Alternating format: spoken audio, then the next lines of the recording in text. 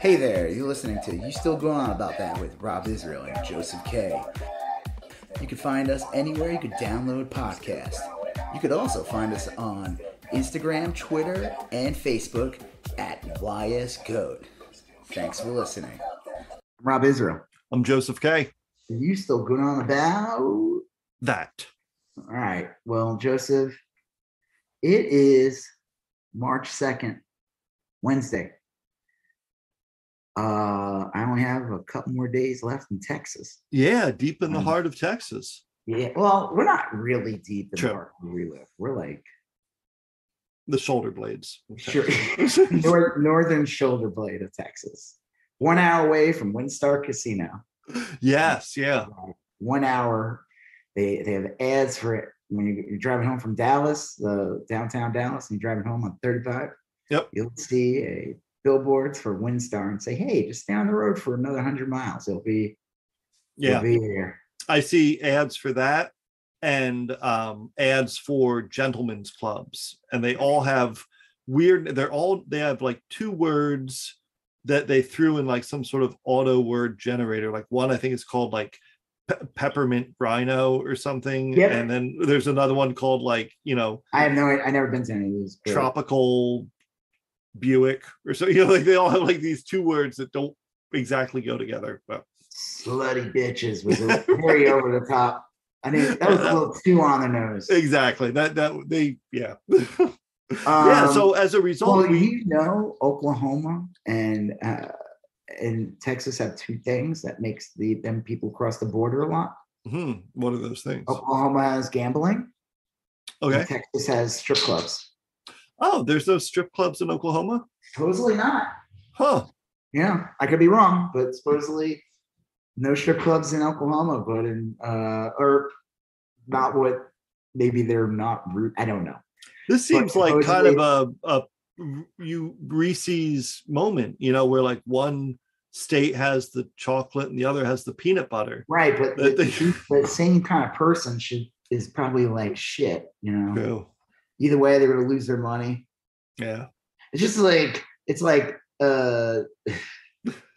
gambling problems, driving by, waving high past guys naked in overcoats, waving high, or three kids in an overcoat waving high, sleeping to that strip club. Such a depressing scene. Stacking on top of each other. Yeah. Well, as a result of this, we are not doing a show next week. And I'm not even sure if I could do the one after. We'll see. Yeah. Setup. Yeah. Definitely not next week. Right. So Joseph's going to make a 6-hour compilation of greatest moments. A blooper reel. It's which is the entire podcast. I'm just going to pick a random episode. This is just Joseph farting into the mic. And maybe we'll be back. Yeah. For March. So not March 9th. Right. Would be March 16th. Yeah. How I do math? Yeah. We'll see. So you might have to get your fix from You Are Going About That. Right. Is our nemesis. We're still going on about that, and these no good jerks that started a thing called You Are Going About That. They're like, no, see, it's like the McDonald's thing. Yeah. On Coming to America, McDowell's. Oh, yeah. That? Yeah. That's like what this is. And like they try to explain this. Like you say, you still are going on about that, but you are going on about that. And it's two totally different things. Big difference. They're also MAGA chuds too. So right. The whole show is in verse. It's like a bizarro. They also talk backwards. It's weird. Right. It's like the Red Room in Twin Peaks. It's like So that one it's hosted by the Arm and I don't know who else. What are the names? I remember the Arm. There's the guy with no arm. Missing arm. So that guy was missing an arm. That little dancing man was his arm. Like there was some I wish I looked it up because it is actually interesting. It was like, yeah, and there's some backstory, like in the Return, the later one, they talked about like how that came to be. It was like a demon who lost his arm and then he became good, or something to that effect. So, and then the arm was turned into like a weird tree with like a piece of meat in the middle. Yeah, like I'm the arm. Yeah, God, that was crazy. You know what's crazy too about that show is like how it's insane how some things are so iconic from those first seasons. Mm-hmm. Like the dancing dwarf guy, the arm. Yep. He's only in like 1 or 2 episodes altogether. Yeah. But like it's like crazy how that became so memorable back then. Yeah. He's not like a recurring character. He shows up in like, I swear it's like 2 scenes at most. Yeah, I rewatched the original series and it was very like intentionally so. It was like real soapy, and it was only like deep into the season did you get into that real weird stuff. You know, I mean, it wasn't. It was a lot more normal of a show than a lot of us probably remember. You know, and then what's her face too dancing? Audrey. There was only 1 scene in the first season. Yep, it was only 1 scene. It's crazy how some of those things become iconic, you know? Yeah. Well, it's weird. Like you look at there's the show as it was, and then there's the show as people talked about it. That was like one of the first big shows for me, at least, where people would talk about it and kind of like add content or. You know what our generation's arm or dancing or Audrey dancing is? What? Boba Fett in a buck tank. Thinking about the bat, it's flashbacks. We're doing his little vroom vroom motion on the speeder bike. Like a bantha. Did you see the song people made? They made a video out of the whole thing. Oh, like yeah. It's so weird. It's like all edited. Yeah.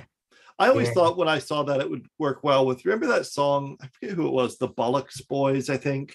That Harley David, son of a bitch. Do you remember that song? It was like a dance. That was a great song. It was this is weird. The actress Charlotte Gainsbourg, she's in a few movies. I think she was in who's that real weird director that everyone says is always misogynistic, and he did like Antichrist. All of them. Antichrist was one of his. And I don't know that. I don't know the guy's name. I never saw that movie. Well, her dad wrote like a French folk song called Harley David, Son of a Bitch, and this British punk band redid it as like a dance song. Oh, anyway, but you don't remember that? It was like Harley David, son of a bitch. It was like I don't know. Yeah. I think if I heard it, I mean, sing the whole song. Maybe I'll figure it out. No, I will not. I tried. That was my little trick. Yeah, sing the whole thing for me. That was a great one. Do a Weird Al parody of it. No, so, I could not. It was a Weird Al parody itself. So one day, my son, this is when he was like 6 or 7 or whatever, we were in the car, and like Journey came on or whatever. Was it Journey? No, what was it? Something. I don't even know what the hell the song was. I don't even remember what the band was, but it was something. And I just changed the lyrics to like barbecue or whatever. And everyone was like, Leon and Roger were cracking up. Like it was so stupid. It came out. Yeah. And like I basically made a Weird Al song out of the song. And nice. But then after that, my son demanded on-demand Weird Al parodies of every song that played on the radio, regardless of if I knew what the fucking song was to begin with. And I was like, there's a lot you're expecting a lot from me here. All I did was say something about, barbecue or whatever. And now you're expecting me to like do a fresh Weird Al parody of every song you hear on the radio. And I'm like, what's my incentive? First one's easy, First one was just a joke, and all I said was 2 lines. I didn't come up with all the lyrics. I had it penned down. It was literally just and then he just demanded that after, and I had to explain to him, no. This is a lot of work. More than I'm trying to concentrate on driving. I know, right? Like, I don't want to run a light and I have to explain to the cop how my son demands on the spot Weird Al, my Weird Al version of a song. Right. Did you see they're making a movie about Weird Al? Yeah, who is starring as Weird Al? Radcliffe, the Harry Potter guy. That's right. Yeah. Like, I'm sure he'll be great as him, but that's the last guy in the world I would ever think would play Weird Al. One, he's like, I swear he's like 5 and I don't know how tall Weird Al is. I don't think he's that tall, but like Daniel Radcliffe is really short. Yeah. And then on top of it, he has like kind of like a round, square head, and like Weird Al has got like a very long face. Like I could see him doing fine as yeah, I'm Weird sure Al. I'll be fine. It'd be funny if they gave him weird prosthetics though to like stretch his face, and it just looks bizarre. It's like, did you ever see the Queen movie? Yeah, we talked about that. Like, yeah, it was such a weird we did an decision. episode about Queen and the Dirt. It was in one episode. Yeah. But one of the things we brought up was like once they gave Rami Malek the mustache, it didn't look that bad.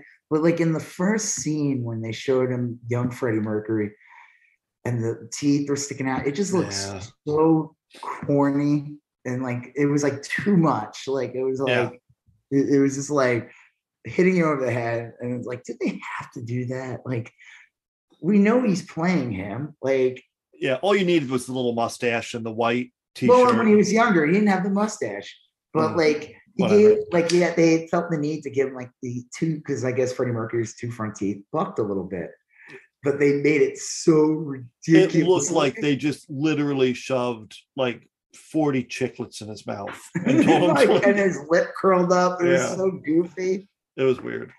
Wait, what the fuck? Okay, so we're getting all the nonsense out of the way. Like I said, I'm in the process of finishing up packing. Yeah. It's like never ends. I feel like we're never really done. No. I'm looking around. I'm like, oh, I never took that clock down. I never took that thing down. You know, I have to rip all the copper out of the walls. You know, there's a lot of stuff. Copper out of the walls. I have to take all the knobs off the cabinets. Yeah, those were my grandmother's fixtures. Well, yeah, you do have your work cut out for you. I moved not that long ago, and it is a great effort. So we'll have a couple weeks off, and then we'll get back to it. Definitely 1 week off. We'll see. Maybe depending on what the setup is, if we have our stuff, if we're set up at all, depending on if we have internet, I have to make sure. Like, here, we were told like just go to the store and pick up the modem and just plug it in if they have the wires already in the house. Well, presumably you need to arrange that with a provider, right? I mean, they said that you don't even have to you just go there, get the box, and just because we're not getting a cable box, or we're just getting we're just getting Ethernet. And they said that the house had set up already. We don't need to get someone to come out there. And all right. So we'll see what happens. I don't know. Yeah. It's supposed to be pretty easy. Sounds too easy. Hopefully. It sounds like a trap. It does sound like a trap. Sounds like you'll be inadvertently running a Russian troll farm out of your. Well, I hope not to do that. I just hope to be able to get internet going. Right. Yeah. So we'll see. So we're gonna have to make this episode super special. Yes. Because I think we already have. We already have. Every episode is special. Just like my dad says about me and my brother and sister. We're all special. Yeah. All of us. He says that, and I don't think he means it. Yeah. All right. Parents are tough. Well, I mean, I'm special. The other two, I know he's lying about. They're not special. Yeah. All right. Yes, that's why I only have one, so I can just make them the most special. Yeah, if you do it right the first time, there's no need to keep trying. That's what I say. Right. Yeah. They'll just think the world revolves around them, like only children usually do. Well, yeah, it is tough. Have fun with that. They sometimes don't develop things like empathy like other kids do. Yeah, it is weird. Yeah. We have an only child as well, and it's yes. I've known some only children growing up, and my dad was an only child, so I know. Yeah. You just, you just gotta. That's why you gotta treat your kid like a younger sibling, so they experience. No, I'm just kidding. Well, Don't do that. I always tell like sometimes my kid will say something to like a friend, and I'm like, I don't know if that came out the way you meant it to come. You know what I mean? Like you like if you had a brother or a sister, the brother or sister would be telling you to like not say that or whatever. Like, it is kind of weird. It's a different relationship, a friend and a sibling. Yeah, for sure. For sure. A sibling usually doesn't have a choice with where they live and everything. They usually share the same space. And a friend has doesn't have a family contract of any kind. Have you ever watched The Mighty Gemstone? Oh yeah, it's funny. I watched almost all of the first season, and then something came up, and I never finished the first season. And I know the second season just ended, right? It's so good. It was great when I watched it. All right, why don't you finish? Yeah. Finish it and then watch the second season. Maybe we'll talk about that in the future. All right, yeah. The season was so good. It's such a great show. Yeah, I forget where I left off, basically. I mean, where I left off is it was going along real well, and then they had a weird episode where they introduced Baby Billy. Is that the character? Oh, he's the best. Yeah. And remember there's a weird one where he's like in a bathtub, and he's got like a young wife who's he's great. That guy, his character is such a he's got a good arc in the second season, actually. I'll tell you, I will watch that, but I've been watching Severance on Apple TV, which is really I don't have Apple TV, so I don't care. It's so well. You'll get free Apple TV. I think they give you a year free or whatever whenever you buy a new Apple device. You see that, but I've never gotten that offer. It's on your phone. It's in like the general. Well, it's not. I mean, this phone. I guess if I get a new phone, I'll look into it. Yeah, but I'm not getting a new one right now. We'll see. Well, Severance is great. It's a Ben Stiller directs. It's from what I heard, it's like basically an experiment they do where people work from work and then they don't take home their work or something, and then vice versa. Yeah, basically it splits your consciousness so that when you show up at work, you take the elevator down to the basement, and you show up at work and you don't remember anything about your home life. And at work, you don't remember anything about your home life, and at home, you don't remember anything about your work life. And so there's people who go there, they don't know that they have like wife and kids or husband and kids or anything. They have no idea. They know that they have an awareness that they have an outside life. But the weird part is the work people, their entire consciousness is work. They never experience sleep or anything. They are at work for 8 hours, and then like so their regular work, their normal lives experience sleep, right? Experience the day and everything like that, and their relationship with family. But when they go to work it's only 8 hours, or is it 8 hours? Yeah, they basically are losing 8 hours of their existence. Yeah. And it's nice for the home people because they never experience work. They have nothing but free time, albeit limited, but at work, like they're never not working. That version of them is working literally all the time. How's that good for them, then? Well, the lead character, Adam Scott, his wife died in a car accident, and he's racked with grief. And so he jumped at this chance because he figures his work version will never feel that way, never feel, it'll just be, he'll have an 8-hour break from that pain every day. But as it turns out, they've only released 3 episodes. One guy kind of escaped from the process, had the process reversed. And he said, like, I used to see you come into work and your eyes were red, like you'd been crying, and you never really got rid of that pain. You just felt it and didn't know what you were feeling all day. Yeah, I feel like it's like, not to say like, oh, work will help you forget but sometimes like to have like depending on the job and if you like it really good, but like it could become like almost like an escape from so to not being able to escape that I don't know, whatever. I'll have to check it out. It's a horrifying show. I mean, it's really well done. It seems interesting, but then you bring up the whole like the second work persona that has no existence at work. That sounds interesting because it's like you're basically creating two people. Yeah. And the one person's existence is like almost like a slave in a way or some sort. They don't have a whole life.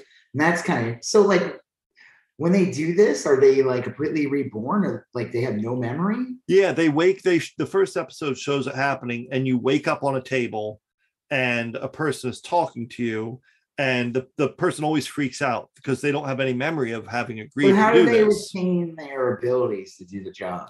That part's kind of, you just assume they can. Well, their job is real weird too. Someone said it's like if Stanley Kubrick directed The Office. And the job is basically you're looking at drops chili. Well, you're looking at they're looking at a computer screen, and they separate numbers, and they don't really, it's kind of mysterious. And Adam Scott's like trying to train this woman, and he's like, some numbers are scary, and you put them in a pile, and it's a real kind of weird sci-fi job task. So it's not like you would need skills to do it. It's more like intuitive based. But it's terrifying. And like in the first episode, the woman is don't spoil anything. Well, the woman, this is in all the commercials too. The woman's like, well, how do I know I want to be here? How do I know I don't hate this? And Adam Scott's like, well, every day you choose to come here. Every morning your other self wakes up and brings you here. And it's kind of like all these people that hate their job. It's like, well, why are you still at your job? You're free to not be here, but they still go, and it's kind of like a weird comment. If they don't bring them there. So these people only exist if the person shows up to work. Well, it's the same literal person. It's the same body, but yeah, that consciousness only snaps to if someone brings them to, if their other consciousness brings them to work. And one day Adam Scott calls in sick, and he had no idea that he called in sick because his person at work, his work person, is always there, always awake, always working. But one day he just was working, and then all of a sudden he's still working, and everyone's like, hey, you were out sick yesterday. He had no idea he was out sick yesterday. So because they don't experience any break. No. So even though there's 8 hours, but there's a 16-hour break between those 8 hours, they don't experience they feel rested, and they feel like they. Well, I mean, do they like realize like when it hits? Do they realize there's an 8-hour mark that they pass, or they don't even know there's 8 hours in a day? There's a clock, and they go to the elevator like at 5 o'clock or whatever, but then immediately they're exiting the elevator at 9 a.m. the next day. So they know they are leaving to go to the elevator. They know there's a break. Yeah, but they don't experience it. But the guy who called in sick, and then that guy doesn't realize he lost a day, basically. Yeah. Do they develop relationships in the office? Yeah, it's funny. There's only 4 of them in the office, and every once in a while they'll interact with other departments. Christopher Walken plays a department head from another department, and they assume that they assume these relationships. And every once in a while, if they're really good, then HR will pull them aside and reveal things about their other self. Interesting. Yeah, it's a great show. Yeah, if I ever get Apple, I'll check it out. I always know about Apple TV is those awful ad campaign there with John Hamm, where he's like, he's not on any of the shows or something. I don't know. It's a weird. They don't have a ton of shows, but the ones they do have are really good. So. Tim Cook's cooking show is the Tim Apple. Tim Apple. Tim Apple. Listen over here, Tim Apple. Yeah. Well, okay, so this is Bobby Geico and John Walmart, Frank Chili's, Frank Chili's, Bobby Applebee's, well, Mickey McDonald's. This year we got a little more coherence. Barry Burger King. Sorry. Tim Apple over here, everyone. I love these right wing. Yeah, okay. So we're going to talk about the State of the Union. Yes. We'll go through the list of what we were talking about. But I just love when the right wing goes after Biden for like either where he slurs a word, they'll say brain deteriorating. I'm like, you are such hypocrites. Like Trump was incompetent. He couldn't deliver a speech to save a planet. He couldn't do shit. Like his speeches were so boring. He couldn't read off a teleprompter. He didn't know how to add like tone shifts or like he would just be like. It was remarkable. He read like a 7-year-old, like an 8-year-old, like they were always well-read 8-year-old. Well, it was always like when I taught, every once in a while you would get a kid who clearly didn't do the reading, but had some sort of pop culture reference to what was going on. And they would like speak extemporaneously about the subject. And that's all Trump did, is like he would like have a vague idea of what he's supposed to be talking about. And then he would go into some broad facts, some of them correct, some of them incorrect, but then it would veer off topic into something weird and personal, and it would go on like that for 20 minutes. Well, that's what that guy from SNL does a really good job at. Like new guy who does Trump. Yeah. He nails that whole like just ADHD, like just run on sentences, train of thought. Like he just. It's just so crazy. He'd get up there.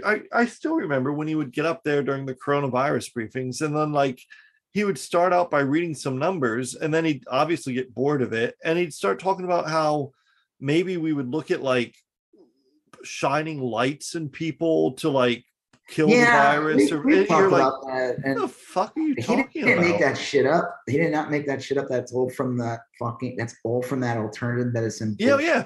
But it was clearly something he had read on like Reddit or something earlier that day. And I don't know. Anyway, we are going to talk about the State of the Union, and there's kind of a lot of subtopics with that.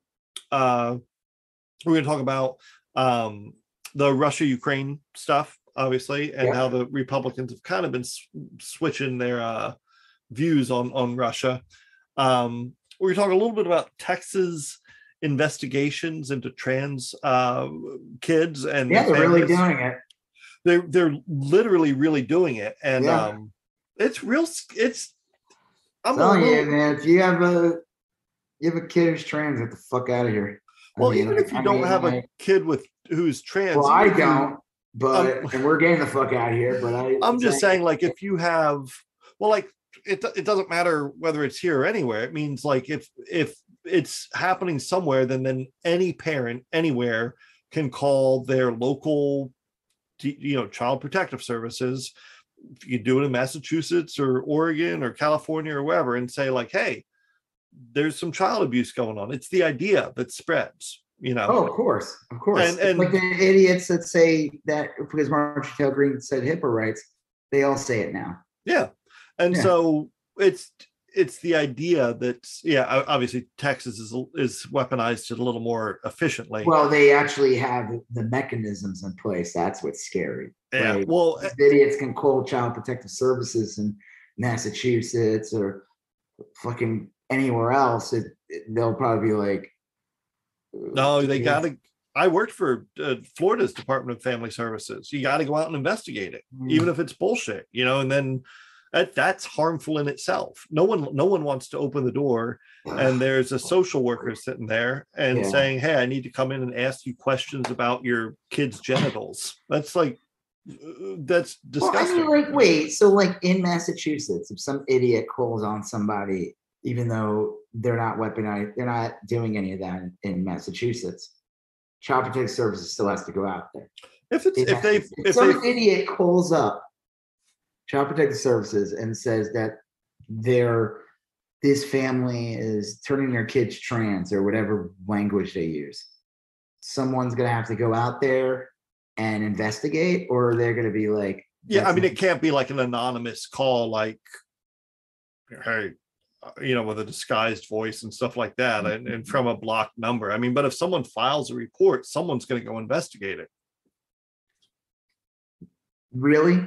Even in Massachusetts, where it's like, okay, let me back up a little bit.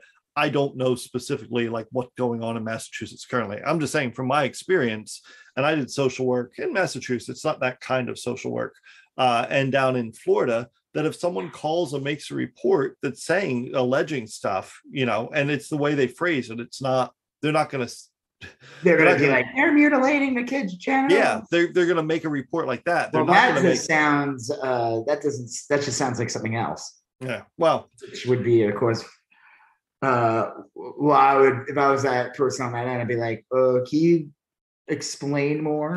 And like, what are you talking about exactly? Yeah. Well, anyway, we're going to talk about that. And that's been, that's a real scary thing. I think that would be much larger news if it weren't for the Russia-Ukraine stuff. Oh, no, this is absolutely awful. I mean, it's not even, yeah, we'll get into it. Yeah. We're going to talk about Texas. This is such a weird story. This happened today.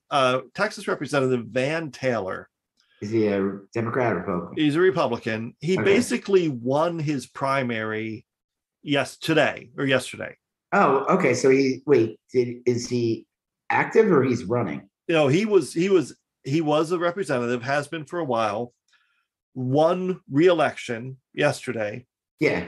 And resigned today because they produced text messages of him having an affair with an ISIS bride. I was going to say, Republicans never resigned to shit, but I guess this is one of them. This one's bad. This one's so bad that I'm not, I texted you the text that he sent. Yeah, but we'll go over that in more detail. It's rough. It's a rough one. And then we're going to finish up with Ron DeSantis, who oh yeah, don't wear a mask around him, he'll cry. He is. We'll talk about him at the end. We'll just get it out of the way because like DeSantis. It's not. Yeah, we'll just talk about it now because like this, it's not much to it. So Ron DeSantis, governor of Florida. Governor of Florida. Yep. He's also a oozing bag of feces left behind from someone that what do they call those bag? A colostomy bag. Colostomy. He looks to me a colostomy bag. He looks to me like a poorly drawn Ernie who combed his hair. Like he has the physique of Ernie. He is. I hate to say the best way I could say this is if someone were to say, draw someone simple, I would draw Ron DeSantis. Ron DeSantis looks like the most uninteresting, miserable looking person. It doesn't seem like a lot going on there. I remember watching the debate between him and I forgot the guy who ran, Gillum. Andrew Gillum. I was like, who is going to vote for this fucking lame ass? This guy, DeSantis, has no delivery. He's just saying the same shit that Trump says. Yep. This man sucks. And he won. And then Fox News has been propping him up. He's been him and Abbott have been having a fucking dick contest or whatever. Yeah. Pissing contest and who could be a bigger creep. They have the Don't Say Gay bill or something in Florida. I don't know if that went through or not. Did it go through? They're voting on it very, very soon, and it will go through. All the Republicans have said they're going to vote for it. The Democrats don't have the vote to stop it. It will go through. Ron DeSantis, I remember when he first started running, I didn't really know much about him, but he ran this ad nonstop in Florida where he was reading books about Trump to his kid, and him and his kid were like building walls out of blocks and it's like it was so ugly. Weird and creepy. It's like it was probably meant to be like tongue in cheek, but it wasn't. It's like it was gross. It's gross. And he's just he's a shitty person. He sounds like an asshole. But the cherry on top of his assholeness was today. I'm gonna just play it. It's pretty short, but it was so bizarre. But play it. Well, what was the deal? He went to a thing like he went to some event at the University of South Florida in Tampa. It's a state university. And there were some kids on the podium behind him wearing masks. I say kids. They were young adults. All the students behind him wearing masks, except for the baby governor and his like assistant or whatever the fuck that guy was. Yeah. But let me see if I can. Here, hold on. Let me get the sound up. Not to wear those masks. I mean, please take it. Honestly, it's not doing anything. We got to stop with this COVID theater. So if you want to wear it, fine. But this is ridiculous. All right. Well, it's good to be at USF. Okay, so he did say in the end, if you want to keep it on, that's fine, whatever. But it was like that's not. Yeah, that's. But I mean, like, what the fuck, dude? Like, it's still a thing. COVID's still around, and these kids want to be protected. They don't have. They're not going to get if they get COVID and they get really sick, or they get their family sick. They're not going to get the governor treatment that he's going to get if he got COVID, which he did. He did get COVID a couple months ago when he disappeared for a bunch of weeks. Remember? The big thing is if any adult said to a kid, "Hey, why don't you put a mask on?"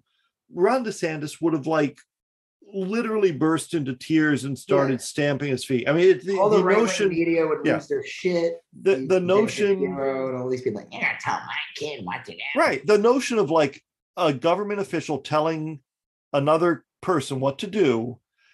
That's what they've been bitching about for years, and they do it constantly. But it's funny too, because it's like, wait, it doesn't do anything. The mask, of course it does. The mask does a well-fitted mask, especially like a KN95.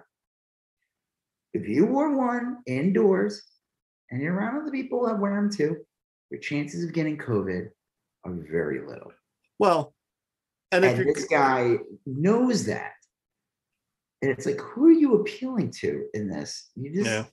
It's like, I wonder if he knew he was caught on tape saying that. Oh, he was going on the monitor. Yeah, but I don't know. I mean, he may have had a lapel mic on, and maybe he didn't think it. Who knows? But it sounded so petty and bitchy that this was not like, oh, I was caught on mic saying this. This is like something he wants out there. Yeah, could be. Thinks that this makes him look good. He think in his MAGA world, he thinks this makes him have his resolve strong, and that whole in Florida, we don't care about we don't let COVID decide our lives. We just hide all the deaths. Yeah. We don't report any of the deaths. But it's that whole bullshit. We don't let the virus decide what to do. The man-made virus from China. We don't allow it to take over our lives here in Florida.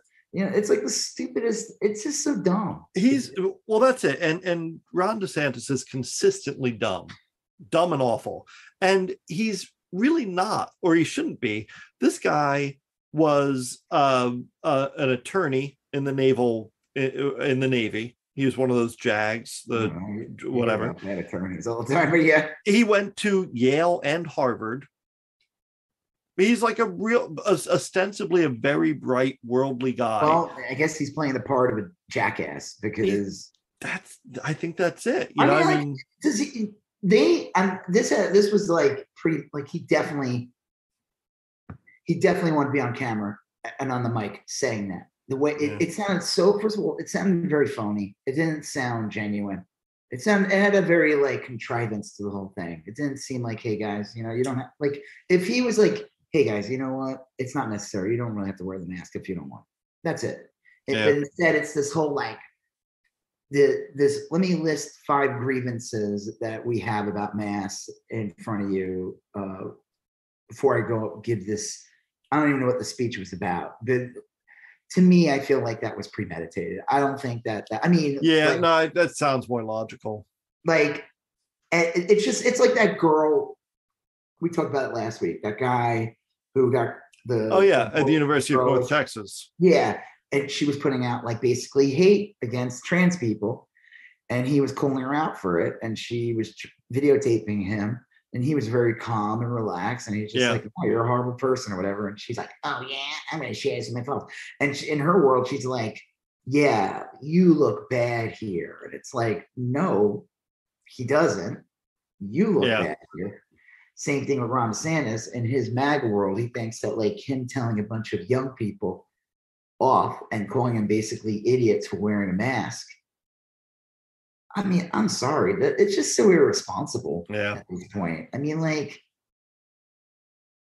it clearly appeals to the lizard brains out there. It'll like we think it's awful. We think he's an asshole. But the people that like Ron DeSantis are like, go Ron. This is speaking my language. It is weird. I as we were talking, I kind of looked up to double check. I thought he had gone to Harvard and Yale, and he did. He won his Harvard strip mall. Yeah, right. Strip malls. Better Call Saul. He won his election by 34,000 votes. Which is like, and Florida's a big state. That's not a huge nothing. That's not, and especially with some of the shenanigans going on. Yeah, we talked about it. Gillum, if you put up a fight, who knows what could have happened? Yeah, if he had campaigned more vigorously towards the end, I mean, he probably would have won. DeSantis is a milksop to me. Yeah, there's nothing impressive about him. Like, even like I despise Ted Cruz, but at least like Ted Cruz has like somewhat of a personality, regardless of like, regardless if you hate him or not. I mean, he's repulsive, but he still has like there's like a genuineness to his shittiness. Yeah. And it just seems like he's trying so hard. He's kind of leaned into that Zodiac killer joke, which is pretty funny. Like, like the problem with Ted Cruz is that he has good orating skills. He has the ability. Am I saying that right? Am I orating? Yeah. Okay. Yeah. Am I performing orating good? He talked pretty. What? He talked pretty. No, you got fur now. And like even if you hate him, you have to admit, he knows how to deliver a speech, he knows how to rile the crowd, he knows how to do all that stuff, and it comes up genuinely in his shittiness. To me, Ron DeSantis has none of that. Yeah. There's no appeal. He's boring, and I don't get it. I don't see. I mean, like, if they run him against Biden, Biden's not the greatest. I don't know. I just don't think there's anything impressive about this man. And then watching this, it's just like, I mean, I'm appalled by it, but like, there's people for every me. There's like 5 assholes who are like, I don't know. Kids today with their understanding viruses and how it killed their grandma. There wasn't a ton of people defending DeSantis. There were some for sure, but a lot of people were just like, you travel low in the circles that would defend him. No, but whenever I see something on Twitter, I usually try to go to like not an objective news source, but like a big account that's like neutral-ish, the local newspaper or whatever. And even a lot of the chuds were kind of silent on the issue. They're just like, like it just came. They don't give a shit. But like I said, it doesn't make him sound good. Like, but he probably thought it would. He thought it would he'd be like, yeah, this is awesome. And it's like, dude, these are just kids. And you know what? Like, they probably don't have the same economic background you did. They also don't have the best medicine in the world to help them if they get COVID, like if Ron gets it. Yeah. And, they're used to it. They don't care. That's the whole, They don't give a shit. These children are more adult than most of the adults. It's like Ron DeSantis just sound like a baby. Yeah. And it undercuts their whole message. Like, you get to choose if you wear a mask or not. Apparently not, Ron. Like, you're telling these kids not to. Well, like, in the end, he made sure to say, well, if you choose to. But that's like, bullshit. If the governor bullied you, if the governor of your state tells you to stop being ridiculous and you need to stop engaging in this theater and stuff like that, and then says, oh, but you can still if you want to. Yeah. That's I've already humiliated you and said all these things, but Yeah. Go ahead, keep doing Fuck it. that guy. Yeah, no, that guy sucks ass. He's a piece of shit. And you know, I hope that the Democrats could run a strong candidate. I just don't get it. This is not a strong, to me, he's not a strong candidate. He's only big because Fox News made Florida and Texas into like right-wing land, and right-wing media made these states like, you know, come to Florida, move to Texas, you know, leave crazy California, come here. And Ron DeSantis is capitalizing on that. This is a guy who barely won his state the first time. He should not he should be easy pickings. I mean, he should be. He let COVID blow up in his state. He's not good for the environment, no, right? Oh no. And Florida's a rough one. The weird thing about Florida, and I happen to know this, Florida's like in a lot of trouble for a bunch of reasons. One of them is property values are crazy high. People can't afford to live there. My sister bought a house a couple years, like barely like a year ago. I think she wants to get rid of it. It like freaking like doubled in value. It's insane. Yeah. And that works real well if you own a house or if you're selling a house. Yes. But like plenty of young people are trying to buy houses and they can't. Let me tell you, as somebody who just bought a house. Yeah. And you know, it is crazy everywhere. Yeah. But Florida is crazy. Yes. And secondly, property insurance is crazy. A lot of property insurance companies go in Florida. Under. Yeah. Because there's so many factors involved, right? Yeah. Well, a hurricane comes in and wipes out like counties worth of property. That's one right there. Every year or so. Yep. A lot of people in Florida, you know, they don't want to put on a new roof. It's just a disaster. Like, so people can't insure their properties.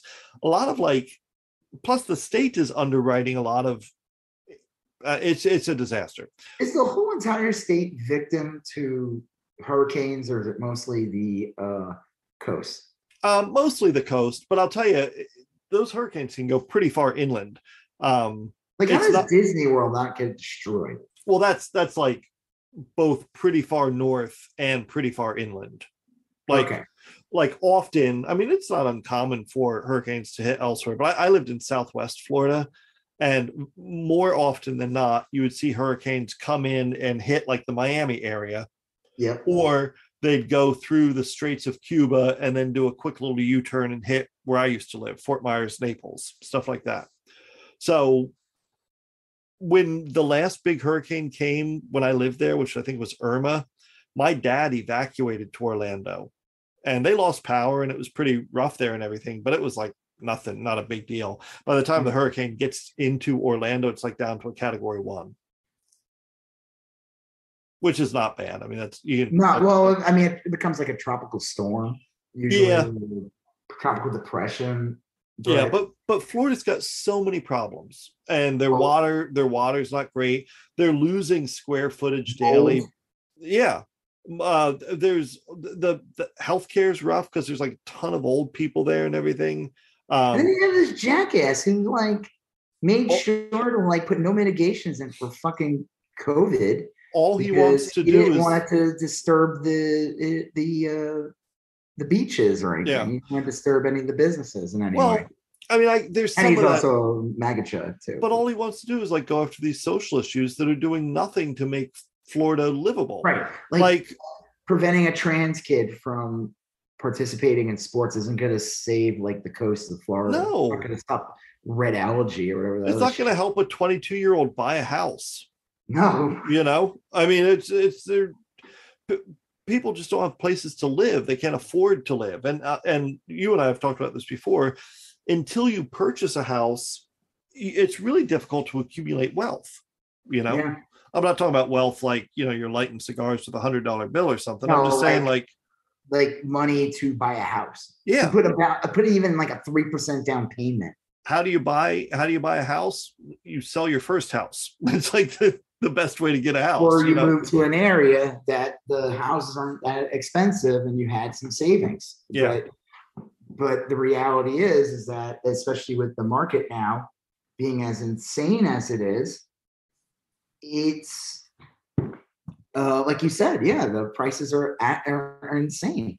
Well, I have friends that have lived in Florida for a long time, and some of them will rent a house, or some of them will rent a condo, or this or that or whatever.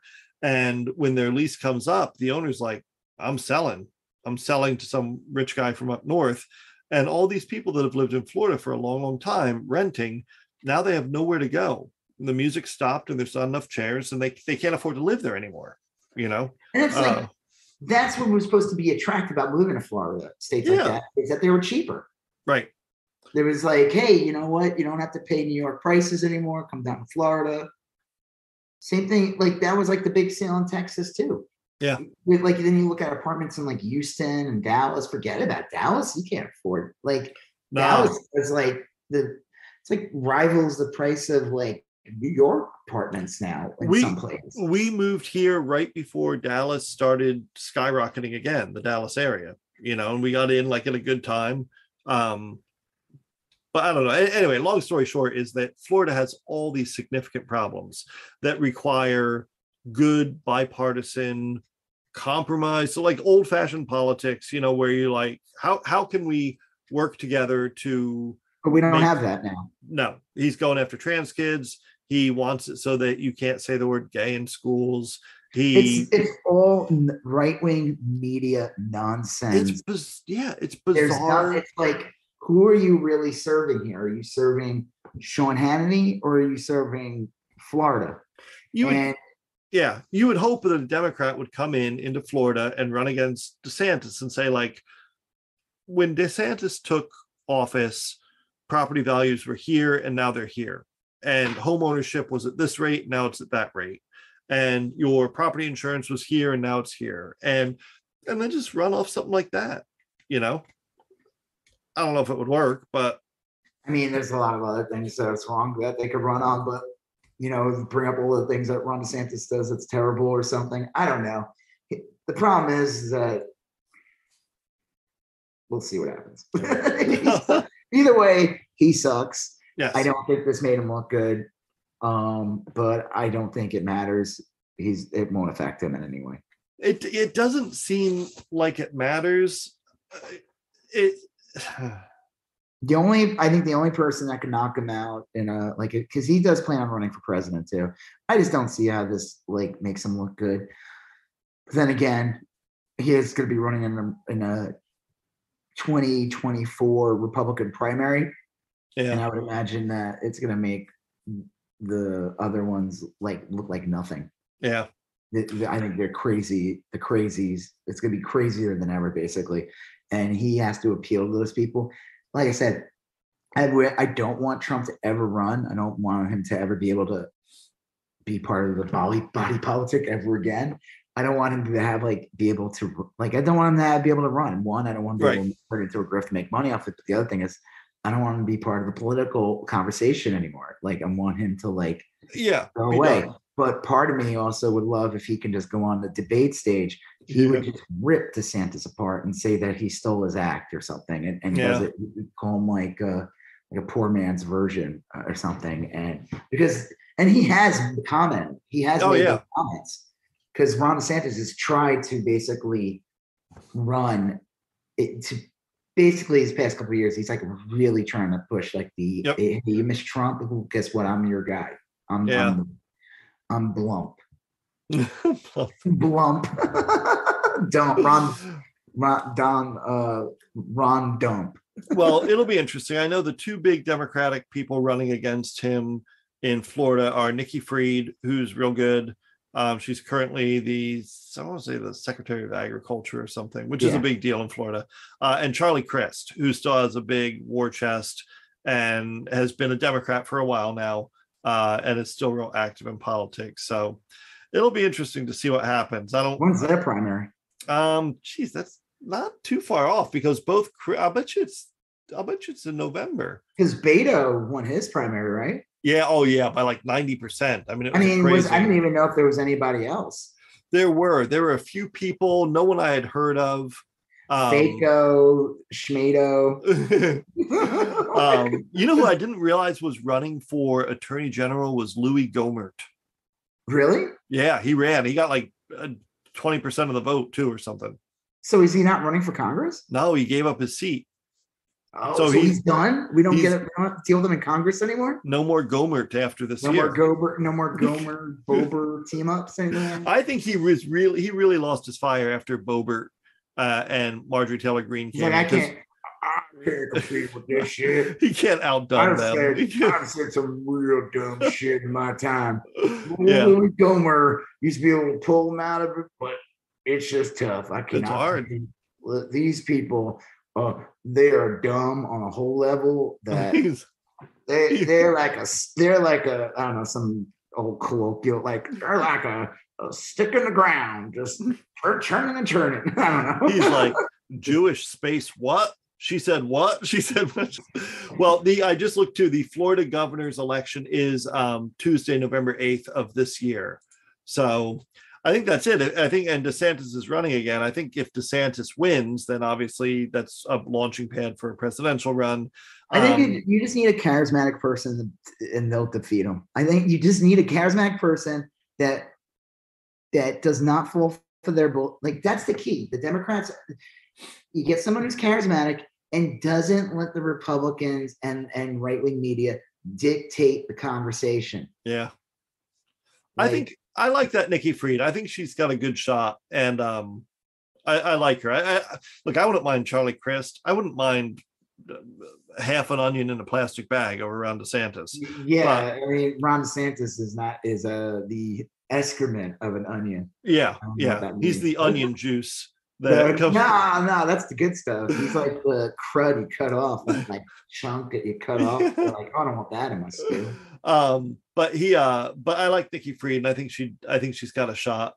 It's hard to say. I just think a charismatic. He's such a uninteresting person that, to me, you just need someone charismatic come along and just saying how it is, but in a way that like people will get it. Like I don't know. Well, both Nikki Fried and Chris. Well, Charlie Crist has a history with Florida. Was he 2 terms when he was a Republican, right? Yes, and he was a Republican, and then he went independent, and then he went Democratic, and he got ran out of office because he said something nice about Obama, and that was like it. That was the end. I mean, that's the joke, though. That's why I said like what Ron DeSantis said to those kids and everything, or in his world. He's going to be cheered. It's like the same thing. It's like not Charlie Crist. Chris Christie had no chance of running for president because he hugged Obama after Hurricane Sandy. I mean, like that's how you lose. I mean, that's always like the joke. The best way to get rid of a Republican now is just to try to get them on camera complimenting their Democratic rival, or if you want to get rid of Marjorie Taylor Greene or something, just try to get her on camera saying how much she likes Joe Biden or something, and she's done. Like, it's over. It is weird. Well, I guess that's a mentioning Joe Biden. He gave his State of the Union speech last night, and we both watched it. What did you think of the speech? Fine. It wasn't long. It covered things. There's things I wish he brought up. I kind of do wish that he brought up things like the tone of the country and like how it shouldn't be acceptable for sitting politicians to attend a white nationalist convention. Like things like that. Obviously, they don't want to focus on that. They wanted to, Ukraine's a great way for it's a great way to unite a country is to get people like. I don't agree at war, but it gives people like a cause. Like it's like an interesting situation because it's like we're not in this war, even though like our diplomacy over the years has led to this. United States. It's not.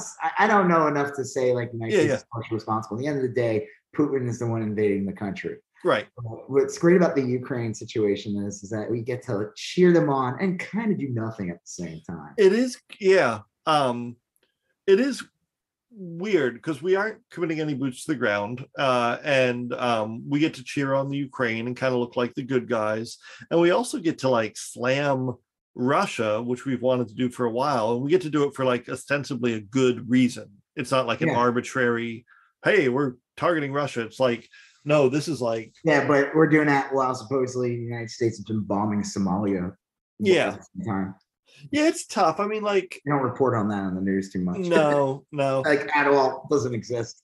I think this one's like a pretty easy one. Like, I think if the Ukraine wants to be its own country and they, kicked out the previous Russian-led government, they've done all the right things and they have their own country. I mean, we should support that, like the notion that that people should be able to determine their own course, and the Ukrainians seem like they want their own country, and they seem like, there's probably some debate as to whether or not those contested regions in the East should go back to Russia or whatever. I mean, I don't pretend to know anything about that, but like, I mean, at least from what I understand, you can like see how that's more of a debate or something that should be talked about. But this just seems so black and white. Wasn't the joke about the Ukraine thing was that like this president, that the person that was in charge of Ukraine before Zelensky, is that his name, got in? Yeah. That he was like literally a puppet of Putin. Oh, I think it was the person before the person before. Like, okay. Like there was a Putin puppet for a long time. And like in 2007 or 8, the Ukrainians got rid of him, voted them out. He was like, I don't know this for some reason, but it's like a Ukrainian or whatever. Yeah. Like, I don't know this Putin guy. He's great. He's really smart. I have a lot of respect for him. So they got rid of him, and then another guy, a former boxer, became the first real president of an independent Ukraine, and then he lost his election. That was the guy from the Seinfeld episode. Not weak. He lost his election to Zelensky and peacefully transferred power. Like, you won. There was of course it's your problem. Bye. Have fun. Keep an eye to the east. And then he was done, and then Zelensky got in. It was a weird thing. He was a comedian for a long time. He's like a comedian, and he played supposedly on a show. He played the president. Yeah, he played on a comedy about like a comedian who accidentally became president. Yes. And then they made him president. They elected him president. So like the guy's a baller, though. I mean, he looks the part and he sounds the part. There's some people like, oh, stop idolizing. Whatever. Shut the fuck up. Let people have a fucking hero. Okay. Yeah. Like, shut the fuck up. Like, I see people like, you shouldn't idolize this guy. You shouldn't do that. He's not that, or they're I don't know what the hell they're saying, but I'm like, you know what? Just shut up. Yeah. Like, Putin's a fucking villain. Can we have a fucking hero? Can we have a guy who could fill the hero position, like, regardless of, like, if the geopolitics enough or, like, understand, like, if this guy is actually good or not? Like, can we just have, like, like, just shut the fuck up? Like, if stuff comes out about him, then, maybe we should, like, calm down. Sure. They need like a strong leader or someone who looks like they care. What do we have in our country? We got guys who, like, when it gets like a little cold out, they abandon their state and right. They go to Cancun. And they have a guy who basically was told you could leave. Like, I think we even said, yeah, we'll come pick you up. Yeah, and he's like, no, I'm not leaving my people, and like he could have been totally killed. Well, he had a great line too. He said, like, I need ammunition, not a ride. I mean, like, that's like a action movie. It's like fucking Bruce Willis or something, Independence Day. Yeah, not Bruce Willis now though. Pre 2012 Bruce Willis. Not a fucking, what was that piece of shit movie? Crimson. Yeah. Like one line. Oh fuck. Like he farts. No, this is like peak Willis, like Hudson Hawk Willis, like Armageddon, like when he tells Ben Affleck to get off the asteroid and have sex with his daughter. not Bruce Willis. I mean Ben Affleck. Right. And then he'd stay behind and get killed, but he would save the world. Well, powerful moment. It's a great line, and it was kind of weird. Like the first part of Biden's speech was really framed as as that thing. And I thought it was really great. And it was big. It was like big-minded, where he's like, we're done with these autocrats. Putin is one of the last autocrats. And exactly. I mean, it's like, it's not a dictator, but didn't they say like Trump wanted to be an autocrat, right? Yeah. Like, what is that exactly? That's a good question. Well, like it's it's like an Autobot, but kind of mean. Well, no, it's like a bureaucrat would be someone like our system set up by bureaucrats, and it's all the powers kind of, even though Joe Biden is like technically in charge of it. There's a system in place that he has to work through. An autocrat doesn't have that system. It's a singular power. Okay, so it is like it's basically a dictator. I guess so. Yeah, I mean, like maybe that's a difference without a distinction. Trump was an autocrat. He hated the deep state. He hated the process. He hated all the things that involved like government. That it didn't, and it wasn't because he wanted to even like do stuff for the American public. It was more just like for his own financial gain, his own political, gain. And so okay, that's what an autocrat is. Yeah, well, and he was, and I mean, I guess theoretically, like Joe Biden was saying, like, us modern nations need to kind of support and embrace democracy. And for a long time, like, even in 2000 or so, people were writing books about how, like, there weren't going to be any more autocrats. That Francis Fukuyama wrote this great book called, like, The End of History, which said, we won. Liberal democracy is now the world standard. There won't be any more autocrats. And David Friedman, do you remember that the Golden Arches theory of conflict? Did we ever talk about that? No. Wait, I mean, is this the bullshit like put a McDonald's in Russia and then they'll want like if you have two Rambo? He said like two countries. If two countries each have a McDonald's, they'll never go to war with each other. Yeah, that's bullshit. It turned out to be bullshit because there's a McDonald's in Russia and there's a McDonald's in the Ukraine. McDonald's in the Middle East, there's McDonald's everywhere. Well, his theory was that like once you've gotten to the point where you can have a McDonald's, meaning that you have reliable electricity, you have sounds like somebody was getting a check from McDonald's. You have roads. Hey guys, you know what the best way to get peace? Right. The Golden Arches. Exactly. And that's why I've launched my new theory, the Baja Blast theory of prosperity, which is they don't call it a Happy Meal for nothing. Right. If you have a Taco Bell, you've achieved let's extinguish the fire sauce, right, with a cool, refreshing Baja Blast, not blast from the missiles. Yeah, right. Well, that was the first part of why we don't get any advertising. The first part of Biden's speech was about the Ukrainian conflict, and it was big. I liked it. It was kind of big and bold, but it sucks that we're talking about that and not healthcare. I mean, it's like he had like a list in the end of like all the things he brought up. He did bring up $15 minimum wage, which to me is like that shit should have been done the first 2 months of his presidency. Yeah. And I'm glad he brought it up though, because I felt like that promise just disappeared.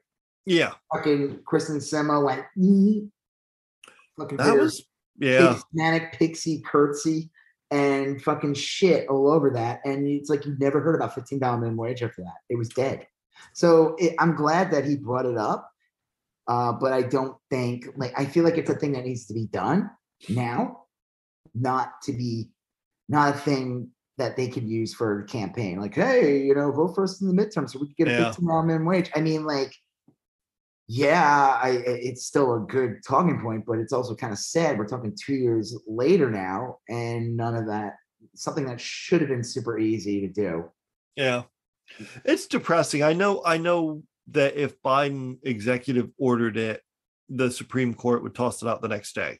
But then he can come out against the Supreme Court. It's like, if he executive ordered it, then he could use his bully bullpit to like basically talk shit about the Supreme Court and bring up, and then, hey, look, the Supreme Court that,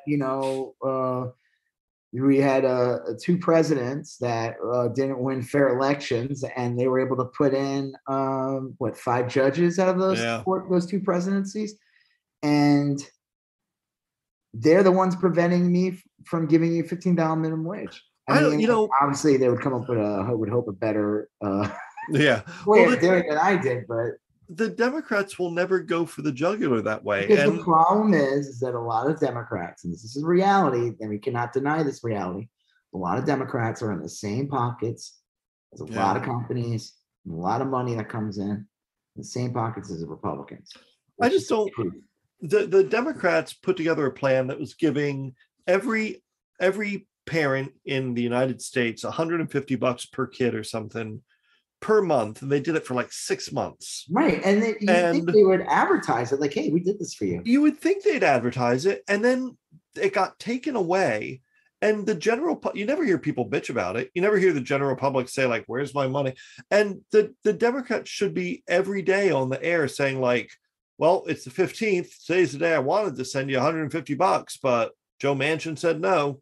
You know, I mean, like, I don't know why they aren't. That's not a front and center argument. I don't know.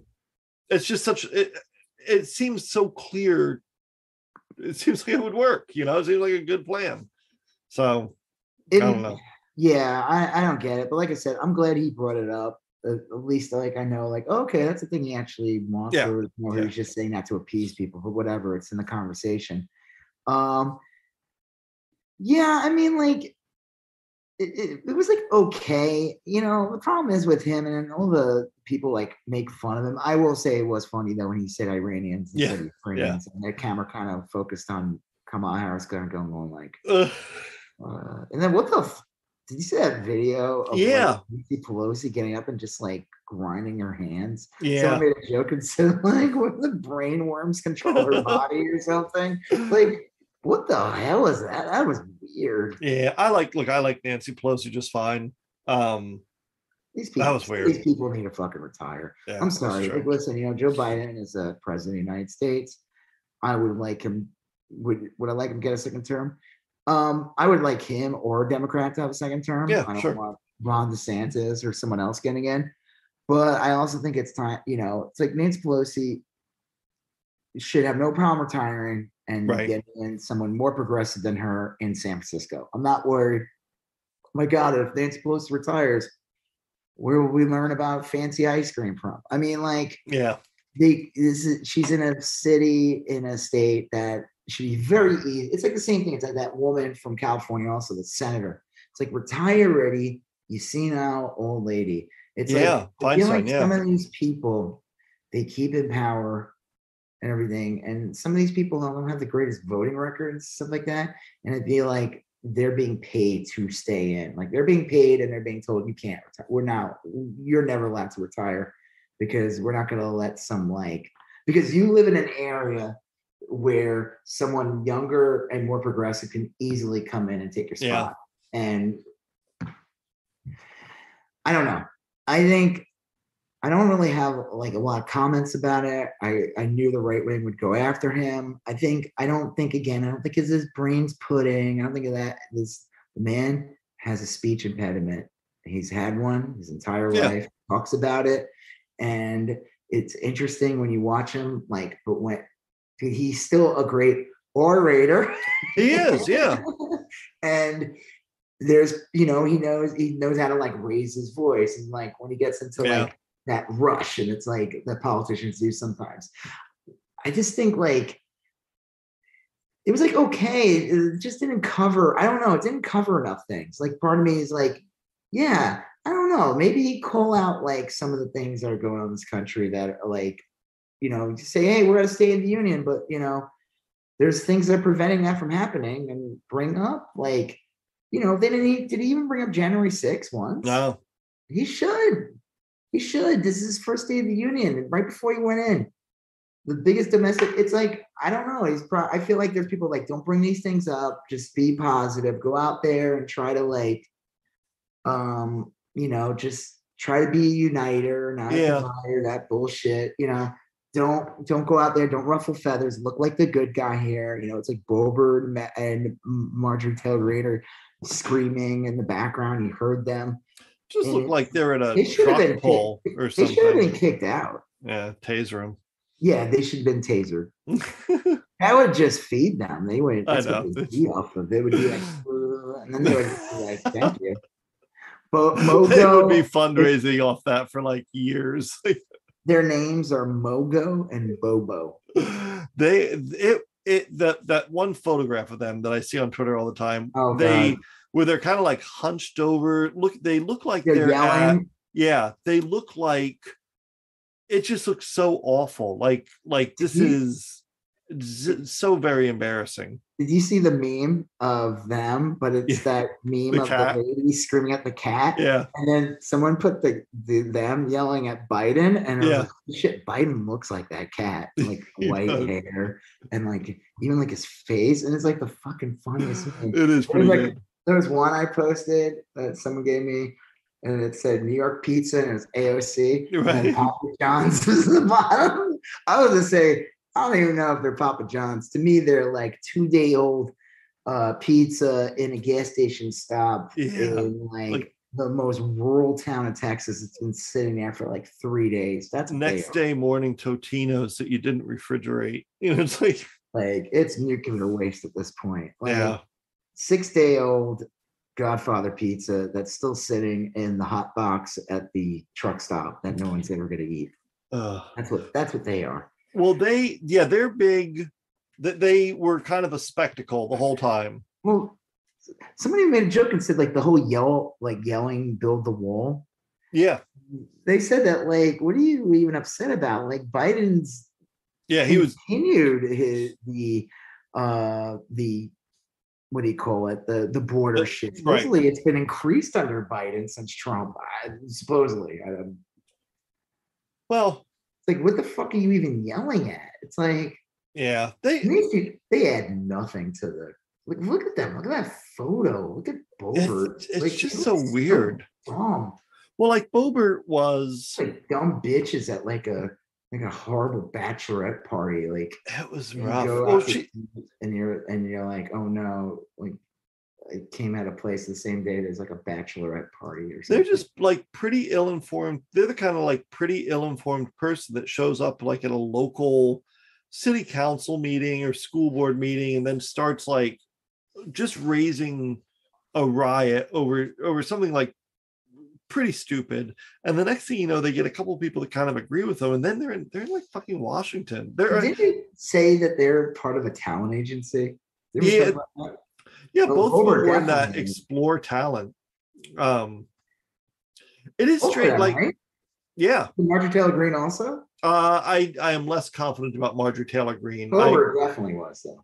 Yeah, they had like photographs of her. Was it Madison Cawthorn one of them too? Madison Cawthorn was. I think Matt Gaetz was. There's like there's several real big names. I mean, it's all performative. None of these people, like, they're not doing anything. They're just taking up space. Well, someone was saying, some newscaster was saying that, I think it was a guy. He was saying like he was struck by how there was like there were so few moral leaders.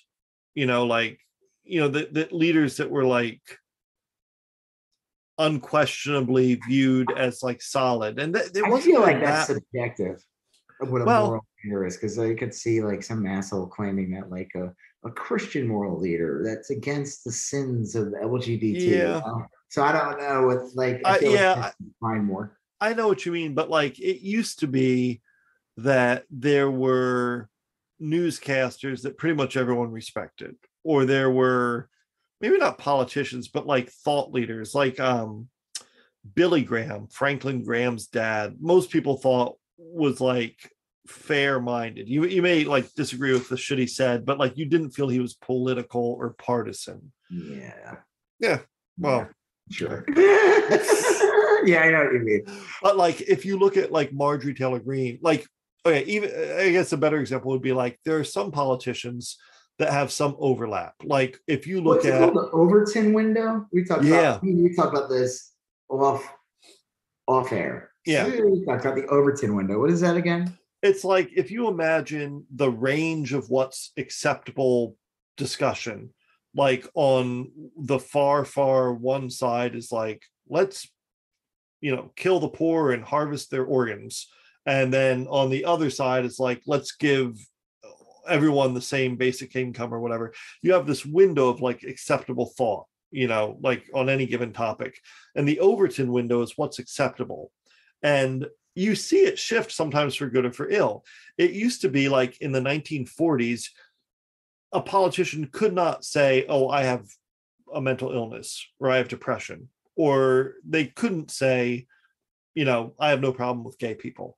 That was not in the Overton window at the time. And over time, the Overton window kind of drifted to the point where it's perfectly acceptable to say you have no problem with gay people. Yeah. That was like not even 10 years ago. Yeah, right. So just to be clear, the 40s, yeah, I got what you're saying now. But yeah, but like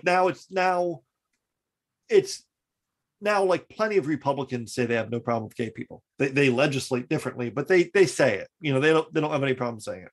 Yeah. So the Overton window is like, what's the range of acceptability? And it's really, really drifted right. We've gone from like gun control used to be a relatively reasonable thing to talk about. You can't even say it. It's like worse than abortion now. Like you couldn't say abortion. You couldn't say that. Like you couldn't even bring up like suggested ever or say anything. Well, you can't even now guns. It's like you can't even say anything about like, hey, maybe we should sell machine guns in Walmart. Yeah, maybe bump stocks should be regulated. No, you can't say that anymore. So maybe murdering children is wrong. I don't know. And the Overton window of behavior, like you could probably look back to when that Joe Wilson. Yeah, well, I was to make sure.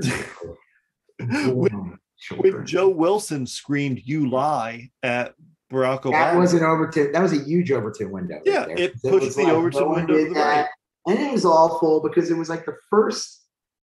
It was like the first. I don't even think it was. It was like Obama's first speech. It wasn't even a State of the Union. It was I forget what it was.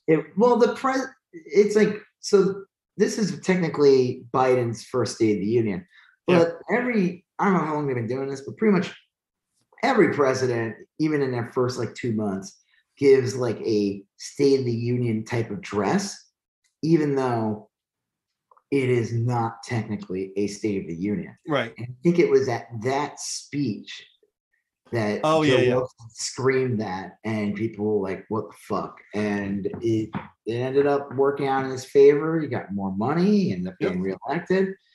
And they used Obama as a way to shift the Overton window with the right. Like they were able to change things and make like, hey, you know what? We're going to start saying these things again.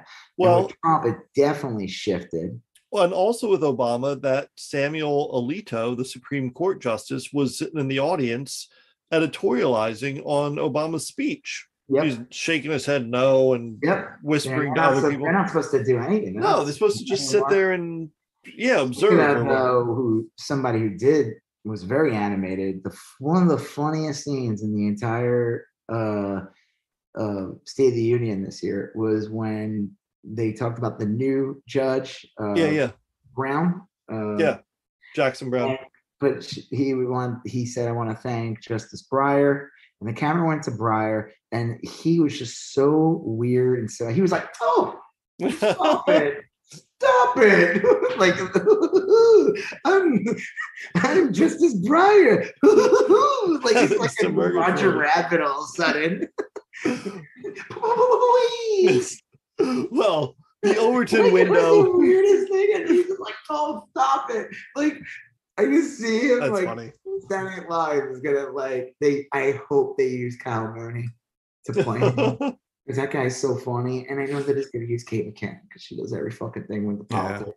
It's like everyone just sounds like Midwestern mom, no matter who she is. Doesn't matter who it is. She could be giving Fauci. She could be giving Hillary Clinton. It all sounds like a Midwestern mom, but. That was possibly one of the funniest reactions. Yeah, that was pretty funny. It was just like, stop it! You're making me blush. That made me. That actually was probably the best moment in the entire. Was that guy's like reaction to like being thanked and like when Biden's like, when we hey, Jack, you know, when we put that gun to your head and said, you got to fucking retire Right. in February or you're not going to make it out of June. Well, yeah, that was weird. I remember that. I was like, okay, Brian, time to retire. Biden's here. And Brian was like, fucking getting new desk clerks assigned. Fuck. But I mean, listen, what? Signing a lease on his apartment. Yeah, like, he's like, I ain't going nowhere. I was like, come on, but the timing's perfect. And again, the Republicans, having no shame whatsoever, tried to pull that shit that they did with Scalia dying. Mm-hmm. When these motherfuckers rammed in their judges, like after putting in Amy Coney Barrett, that was just right in as people already voted for president, shows you that the Republicans should never be allowed to complain again. Yeah. And it's like the funny thing about this judge too, you know, it's like, really, why don't you just shut up on this one? You still have a 6-3 court, regardless of who he puts in. It's a 6-3 court. You guys won. Yeah. You got the court for at least another decade. At least. Probably more, but yeah. I mean, unless fucking Thomas and Alito drop dead, they get something awful. It's a right-wing court for a good until 2032 easily, and that's kind of scary. I wish people realize that, that like we should not be relying on the Supreme Court as like a thing. I still don't believe that. I think it's just become so it was always partisan, but it's become so clearly partisan, like so nakedly partisan, that it's a little, I don't know. I mean, like, but it's not even just that. It's like, it shows you like the Republicans knew that as information got out more information got out, people start to learn more. Unfortunately, less people, well, not unfortunately, for them, it's unfortunate, less people are going to vote Republican. So the Republicans knew the only way that they could dominate policies forever was to control a part of the third branch. It's the third branch, right? Yeah. And it's not subject to a popular vote that the people can't vote on, which to me is complete bullshit. All three branches should be something that now I don't know if people should be able to vote on a judge, but I think like there has to be terms or something. I think it's ridiculous. We should not be at the mercy of fucking Justice Thomas for another decade. We had this guy for like 30 years now. That's true. We'll see. I mean, like, it's theoretically, like in a perfect world, people vote for politicians and the politicians pass laws and the laws get passed with popular support and the Supreme Court doesn't matter. I mean, if we had enough Democratic senators and Democratic congresspersons, then these laws could get passed. And but what about like if the law gets passed, right? But then like there's a lawsuit that makes its way to the Supreme Court, and they want to challenge it, they can throw away a law. That is true. Like theoretically, that's true. I mean, if go ahead. If the country, like if all the states legalize marijuana and popular opinion supports the legalization of marijuana and everyone's kind of going in that direction, even if all the members of the Supreme Court hate the idea, they're not going to overturn it, because like it just wouldn't be tenable. I mean, like they could in theory, but they wouldn't. I mean, it just doesn't seem likely that they would. Regardless, they could. That's the problem. They could, that is a problem. But you do like right now. Last year, what the Republicans were doing in states like Texas and Florida and Mississippi, especially the ones going after like gay kids or trans kids or any stuff, is that and abortion, going at putting in insane abortion rules.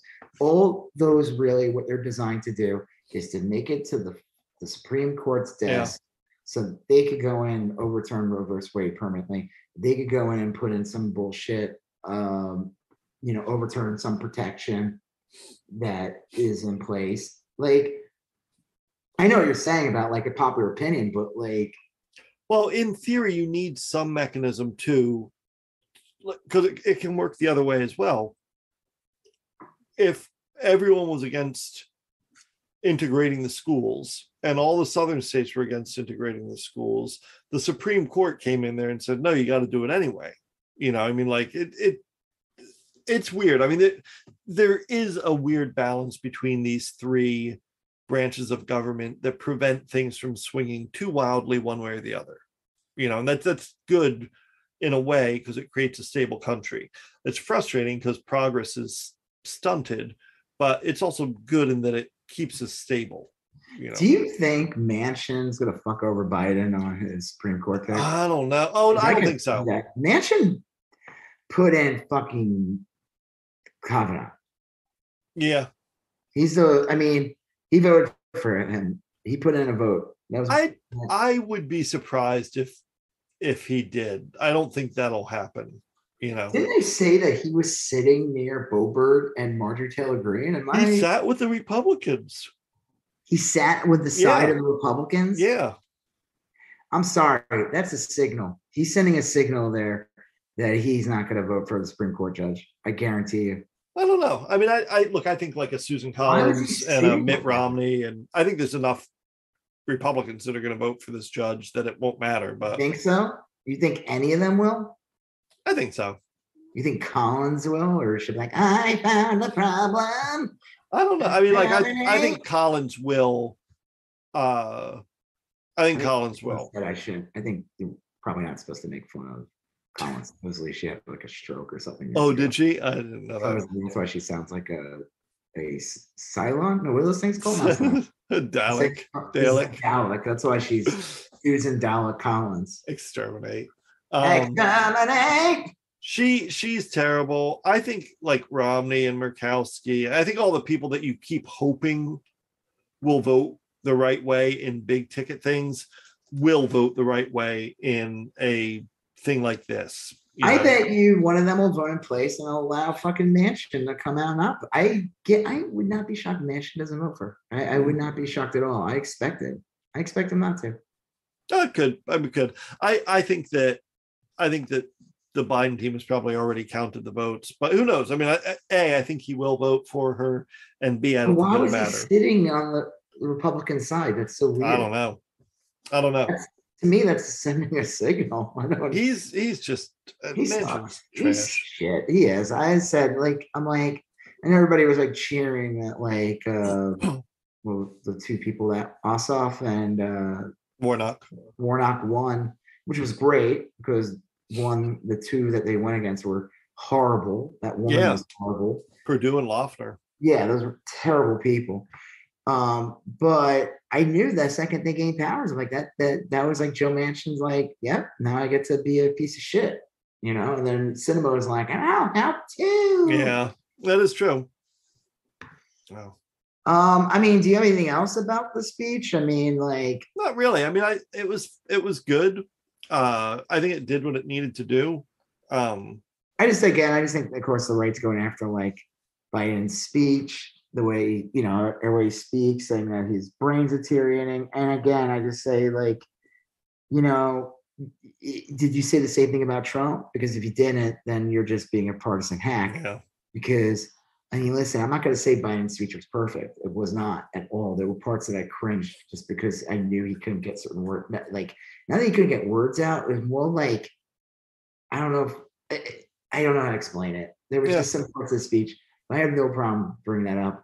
But, like, you cannot tell me that the same thing about Trump, who would slur words, make up words, forget names, could not give a speech to save his life. Yeah. Like, get the fuck out of here. You're going to, like, tell me that Biden's brain is melting, but Trump's just... Right. His was spot on. Yeah. He's just so busy. He's so many people that he just can't keep words together. All that executive time. Yeah, I don't really have anything else to say about it. So many birders. I thought it was fine. I did see, and this is kind of, I guess this will kind of dovetail from this topic into the next. You did see a lot of Republicans really cheering on the Ukraine, and the Republicans have kind of had to go into some sort of revisionist history over the last. Yeah, they're trying to act. So a lot of Republicans, I don't know if it's all of them, but a lot of Republicans, politicians and right-wing media were definitely on the side of Putin. They'll claim they weren't. They totally were. They were like little cheerleaders for Putin and shit. Really weird. It was very strange and saying odd things. And now a lot of them have flipped or are flipping or trying to flip and say that now they support the Ukrainians. Donald Trump claimed that, I don't know, we talked about it before. Yeah. I think we talked about it. He claimed that the money he gave is the reason why the Ukrainians are able to fight, and none of that's true. No, it's just crazy. He was impeached. His first impeachment was about withholding. It was literally about this. It was about withholding aid to Ukraine. Right. It was all about that was it. I'll give you the money if you say you'll never go to NATO or join the. It was ridiculous. It was a total bribe. It was ridiculous. He wanted dirt on Joe Biden, and he was telling Zelensky, if you don't give me dirt on Joe Biden, if you don't investigate this, then I'm not giving you any missiles or stingers or whatever. The Ukrainian thing just proves how shitty the Republicans are, because they made sure that he wasn't impeached. Yeah. And it's and look what's happening now. This is all product of Trump. All related. Yeah. Ukraine. It's all related to his presidency. Biden has nothing to do with this. Yeah. And you do see that. I know you said Tucker Carlson has kind of been changing his He's been trying to flip. My God, did you see that one thing where we played the clip last week when he was fawning over Putin? Oh, and that's the best. All the right wing, they'll post this meme they don't have a they them army. I'm Russia made this meme. This is the most stupidest thing. Wait, we should support Russia because they don't have a they them army. What the fuck does that even mean? It's just bananas. It's so stupid. It's this bullshit anti-trans shit. And it's people use the term they them to refer to things all the time. All the time. Yeah. It's not uncommon where you see someone on the right griping about pronouns while using pronouns. Yep. A friend of mine talked about it because I said I do a lot of work with editing and everything, and it took me a little while to get used to using they as a singular pronoun, just grammatically. When you say they took forever to get the job done. No, that is, but I mean, right. That term. Exactly, but when you describe a singular person, when you're writing grammar, 10 years ago, if you were to write a student is only as good as his or her study skills, that's how you would have to say it, because a student is singular and his and her. So previously, if you said a student is only as good as their study skills, that would be incorrect because you're using a singular antecedent and a plural pronoun. They call that discordance. So it did take me, as someone who does grammar, it took me a little while to get used to that. But a friend of mine said, if you're sitting down at a table at a restaurant and the guy you're having dinner with or whatever went to the restroom and the waiter comes by, you would say oh, they went to the bathroom. I would say stuff like that all the time in my normal life, but it was a hiccup for me to get used to it grammatically. But yeah, people say that all the time. But it's just funny that wait, so you support the invasion of a sovereign nation because Russia doesn't have a they them military. Right. Okay. That makes sense. And you still see that meme get thrown around still. Yeah. Still they still use it what? That's your calling card? The fuck out of here. But yeah, Tucker's trying to backflip or whatever the hell you say. Yeah. All them. The other joke too is that a lot of these people, because that was one big thing that Biden brought up in his State of the Union was about all the sanctions put in. Yeah. And it completely sunk the Russian dollar, right? Oh, it's crazy. It went, I don't know if you've looked at it lately. I looked at it a little while ago. 1 ruble is worth less than a penny. Yeah. So it's crazy. I saw some YouTube, something on YouTube or something like that. And it was showing this guy from Russia, and he was talking about basically how people are trying to get into ATMs because if that money's gone from an ATM, that's it. And people are freaking the fuck out. And I mean, could this lead to Putin being ousted? I don't know. Probably not. But yeah, it might make him, in the end, it might make him more unfavorable. I mean, that's what a sanction's designed to do. Right. But if he's an autocrat and he has people like fucking killed and people are, I don't know. I think the funny thing is like Tulsi was one who she tried flipping. Yeah. And people were making jokes. I made a joke, said like her checks didn't. This is what happens when right. it's all clear. Yeah, a lot of these spokespeople that like, you know, like Jill Stein was tweeting about NATO, and it's like, the fuck is NATO? Like, I'm sorry, so Russia is invading Ukraine, but we should. That's the thing. That's what Jill Stein she's talking about is how we should dissolve NATO. Like that's ridiculous. Not going to stop Putin from.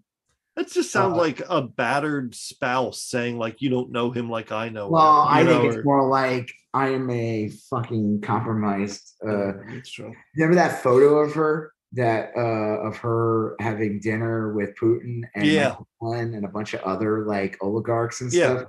Oh yeah, the whole like anti-Russia gay people would try to say that photo was like it's staged or it's bullshit. No, she was there. She had dinner. She was at the table. She claims that she wasn't there for that or any of that. But it's just odd that like Michael Flynn, the Pizzagate QAnon nut job who worked for Trump and was working for Trump at that time, is having dinner at the same table. This was December of 2015.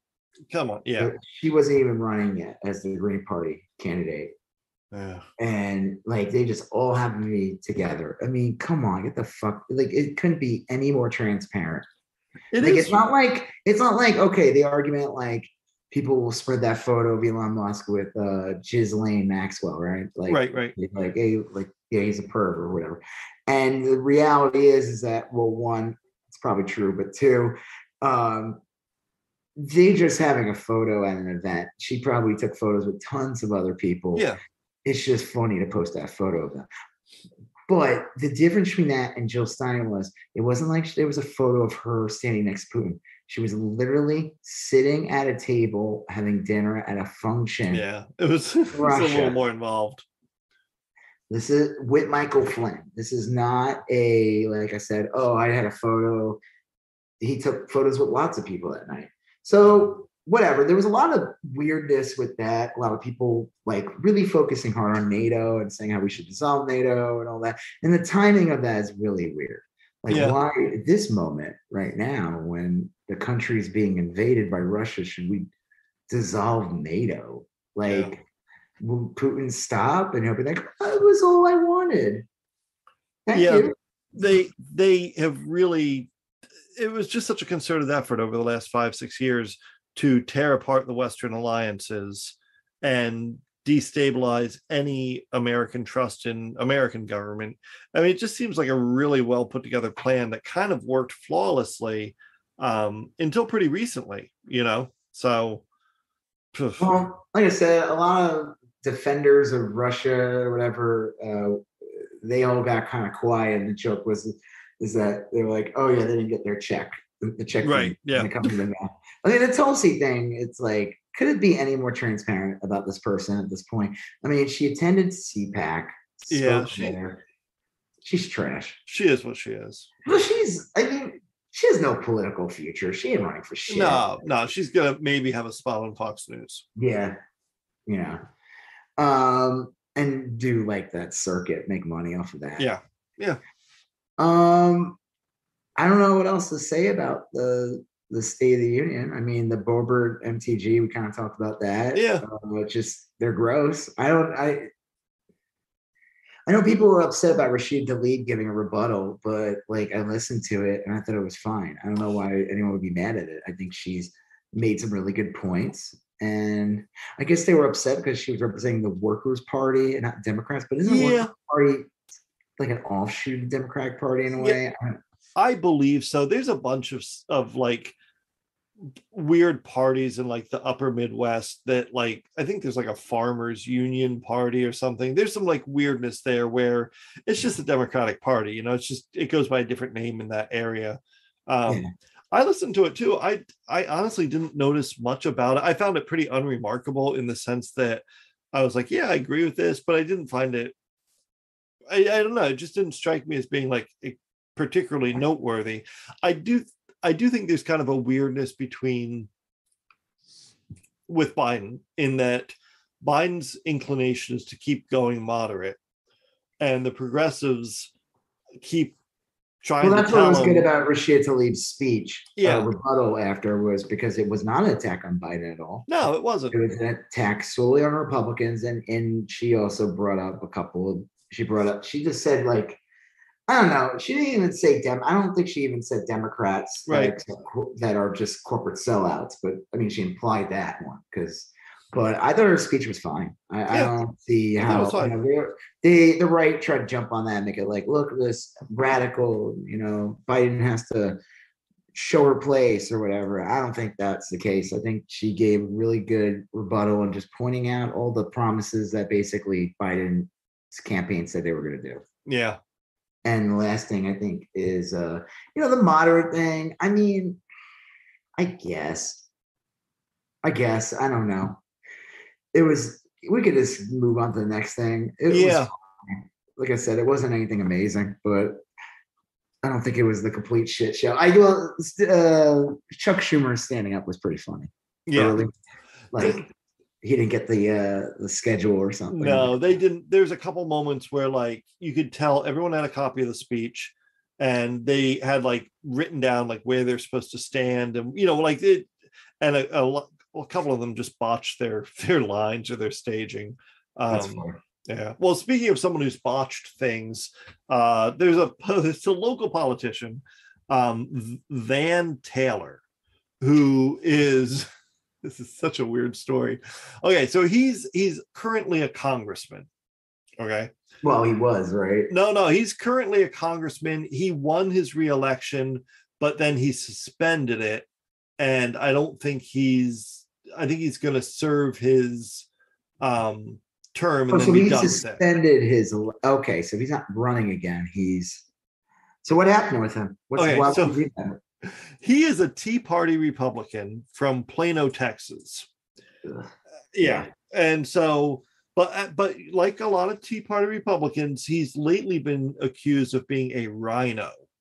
Republican in name only. It's when you don't praise Trump, you're a rhino. Well, he did something even worse. He voted in favor of a bipartisan January 6th committee. Traitor. Yes. So apparently, a while ago, he started up a year-long illicit affair. He had an affair.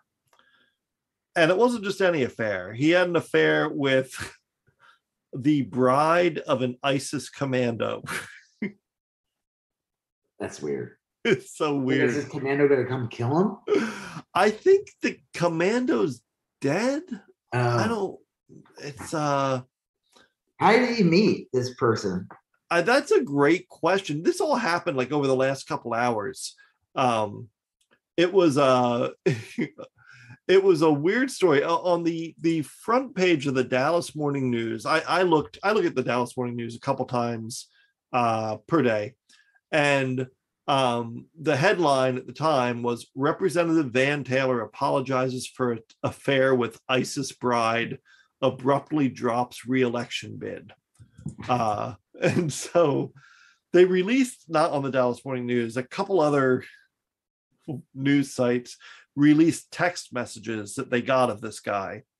And he had been texting this ISIS bride some really graphic texts that involved like rimming and a bunch of other stuff. So now his theme was like family values and traditional conservatism. And he lived up to it. Yeah, right.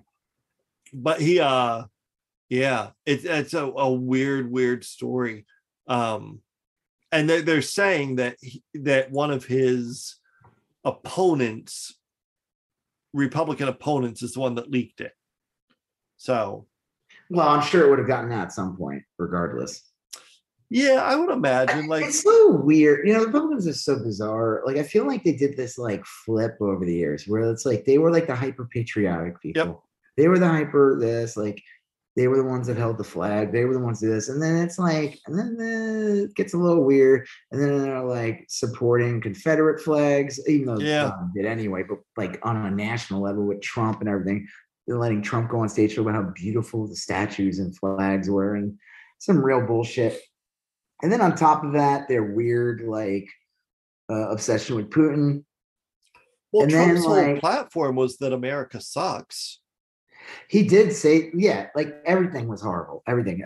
He said unemployment was 20%, which would be like hysterical, because that would be like roving gangs on the street. Right. Like, you wouldn't be able to go to places without being robbed anywhere. It'd be like total chaos.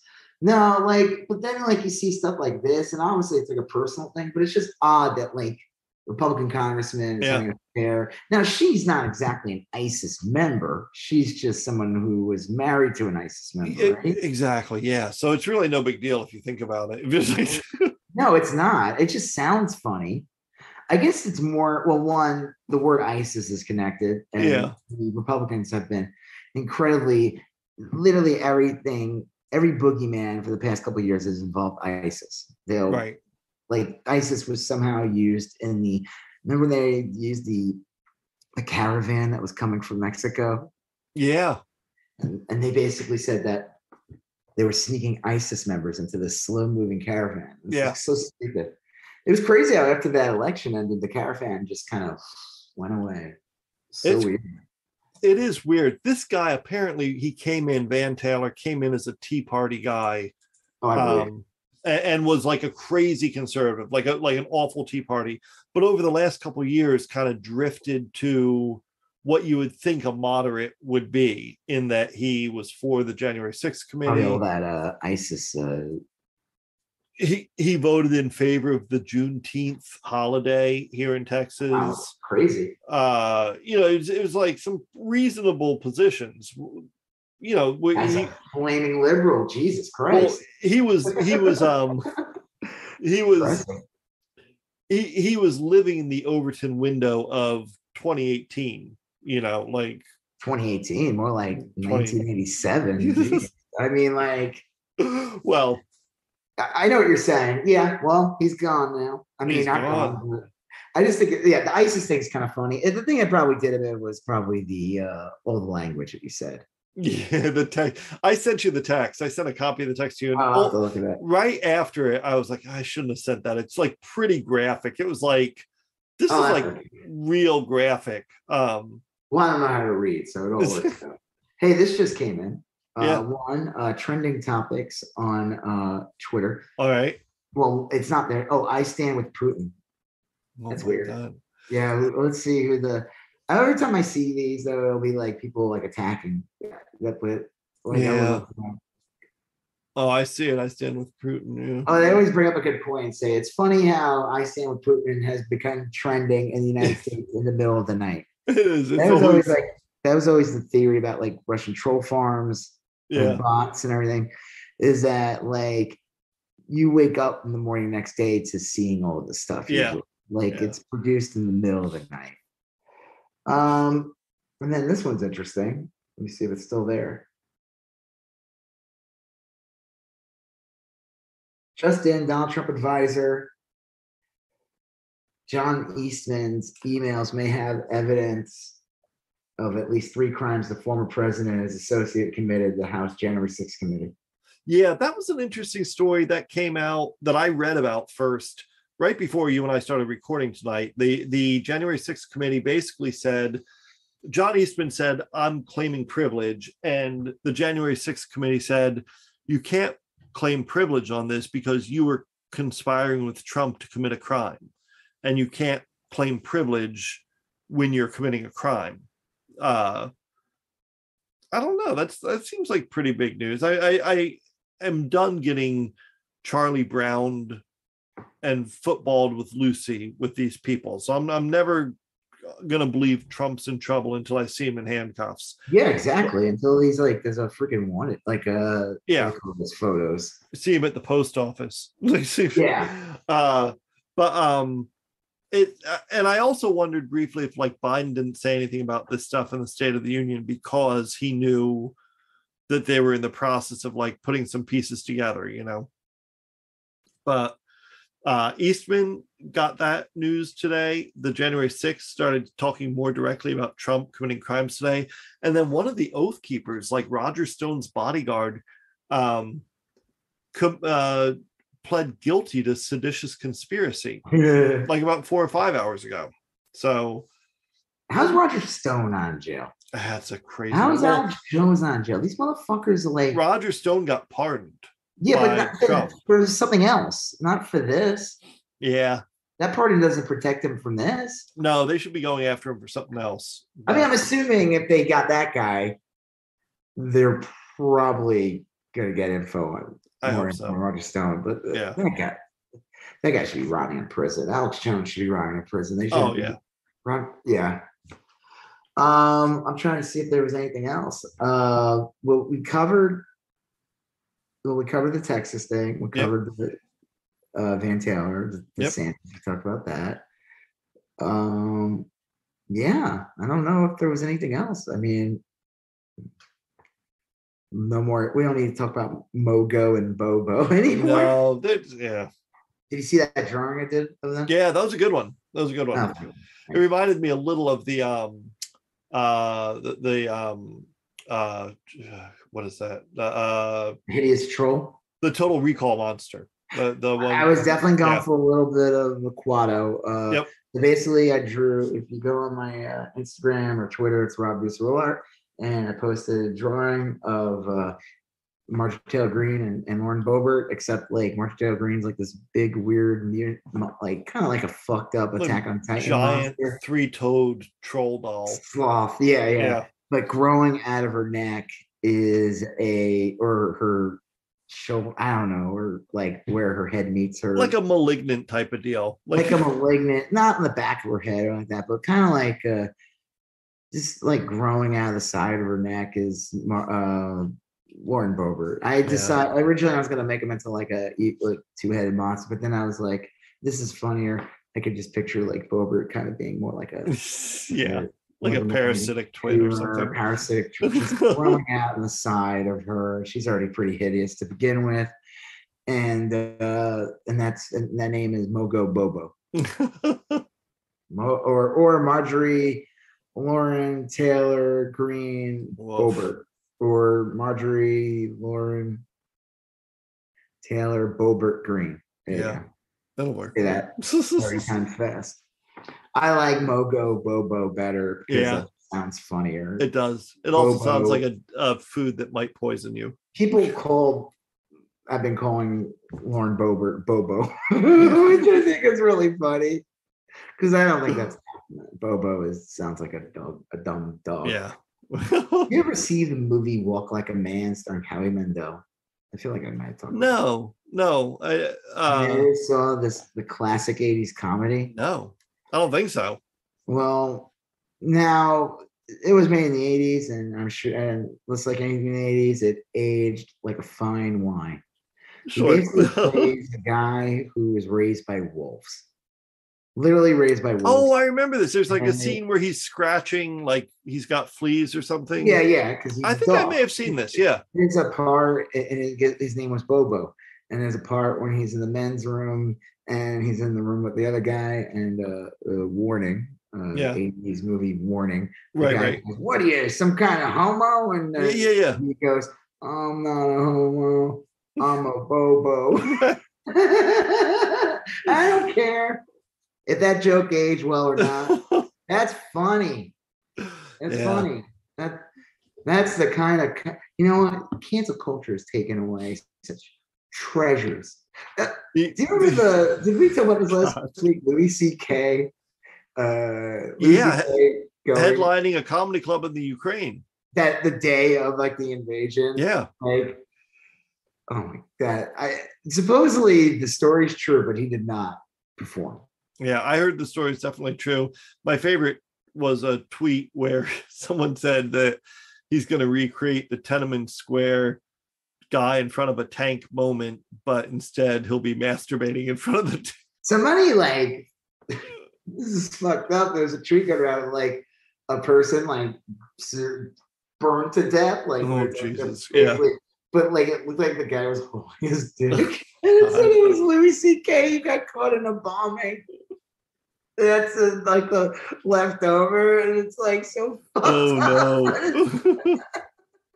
And the whole thing is just super weird. I just let one person who tweeted something like all the list of like Eastern European countries that he was going to, and it was like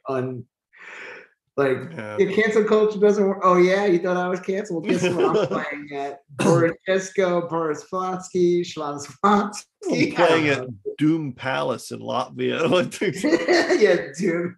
Yeah, I'm playing at Victor Von Doom's palace, Red Skull's palace, all the Marvel supervillains' palaces. Castle Grayskull. Grayskull, Mumra from the Thundercats, wherever the hell he lives. Yep. Yeah. The place where Krang lives from the Ninja Turtles. Rita Repulsa's volcano planet. Yep. The Legion of Doom. Yeah, and I'm trying to think of any others that are funny. Darth Vader's castle that we learned about in Rogue One. The trash heap behind Fraggle Rock. Yeah, I don't think the trash heap would put up with that. Listen here, I stand the line when it comes to masturbating in public. I'm the trashy. Yeah.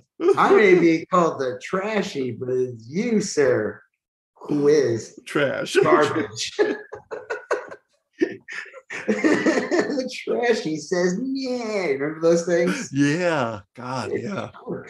Oh, so, it's funny. I said the trash heap. I had forgotten briefly that the trash heap was like a sentient being. I just meant where the Gorgs lived. No, trashy. Yeah, the trashy was like a wise pile of trash. And the best thing about the trash, it had boobs. Right. Which was really weird. It's like the tree in The Last Unicorn. It's like the tree. I don't remember that movie. That was Nightmare Fuel. What? That was Nightmare Fuel. The cartoon, The Last Unicorn? Yeah, that was terrifying. Like, how old were you when it came out? Like 30? Yeah, no, I was a young kid. When did that come out? I'll bet you that came out in 72. Really? That old? No. 1982. Yeah. Yeah. Huh. So I must have been, I was like 13 or something. Anyway, that was very scary. Were simpler back then, all you had to do is what wasn't simple is my feelings about a tree with boobs. That was or about a pile of trash with boobs. Right, yeah. Those were pretty complicated feelings. Those were pretty Boebert was not allowed to go visit the trashy because he got strange feelings. Yeah. His name was Boebert. But yeah, they did have a Boebert. Mowgli, Boebert. Mowgli, Boebert, Wembley. Gobo. Who was the yellow one? That was Bobo. Oh, Wembley was the yellow one. And then Red. Red was the pretty one, yeah. Was she? I guess. She was the sporty one. And then there was like the hippie. I forgot her name. She had like blue hair. Mowgli or Moki? Maybe. And they that friend stole that character and made her into Phoebe. Yeah.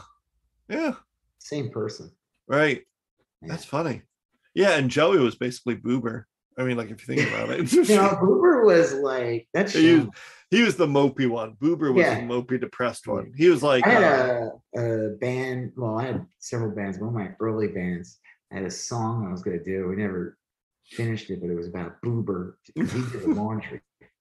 Oh, that's right. He did laundry for Fraggles and said that he washed the sins away of little Fraggles. God. That's why he was so depressed. Because he knew all the shit. He was a sin eater. Yeah. He's like he's like Wembley said something and Boob was like, "Hey, Wembley, I know what you do at your socks." Who wears one tube sock? And this isn't starch.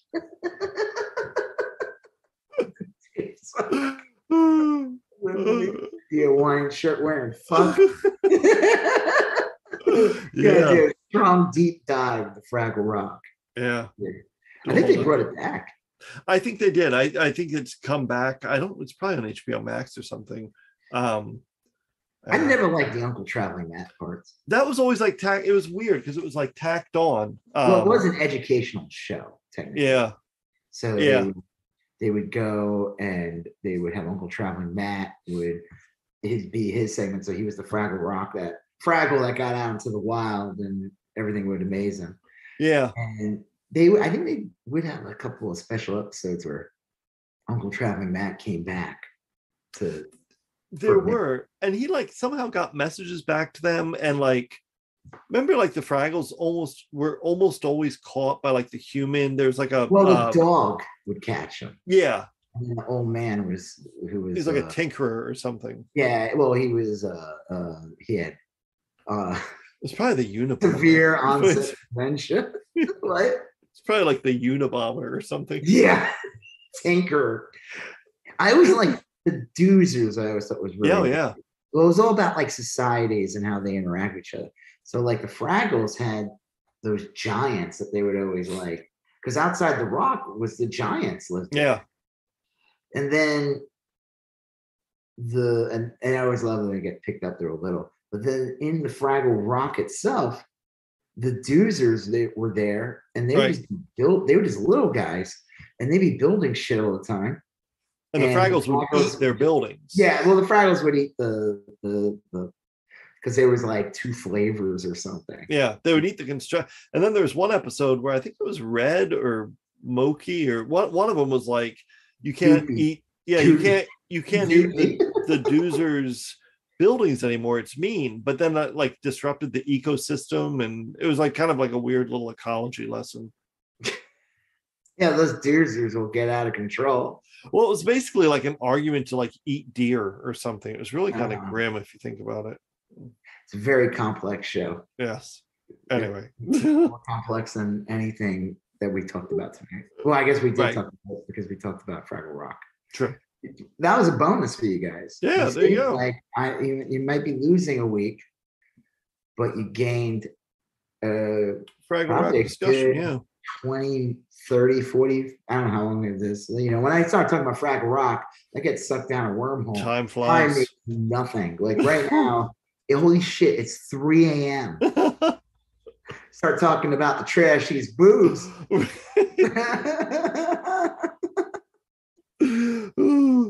Well, yeah, no, that'll be it for. Can I just bring up one thing about Fraggle Rock? Last thing, this is when I was a kid, I always thought about it like, this is kind of dumb shit I would think about. I was like size comparisons. Yeah. Star Wars always blew my mind. Right. Fucking big is that shit really? Yeah. You know? So I like Force Awakens. It kind of gave you like a real idea, like, holy shit, the Star Destroyers were huge. Massive, right. How big were those giants in comparison to a human? That's a good point. Because like Fraggles were like, if we're like 5 to 6 to 7 feet, Fraggles were like a little bit over a foot tall. But when they would go to the giant world, they would get picked up by the giants, and the giants would be like, they would also be like the size of their hands. So were like Fraggles that big compared to humans? They were like puppet size.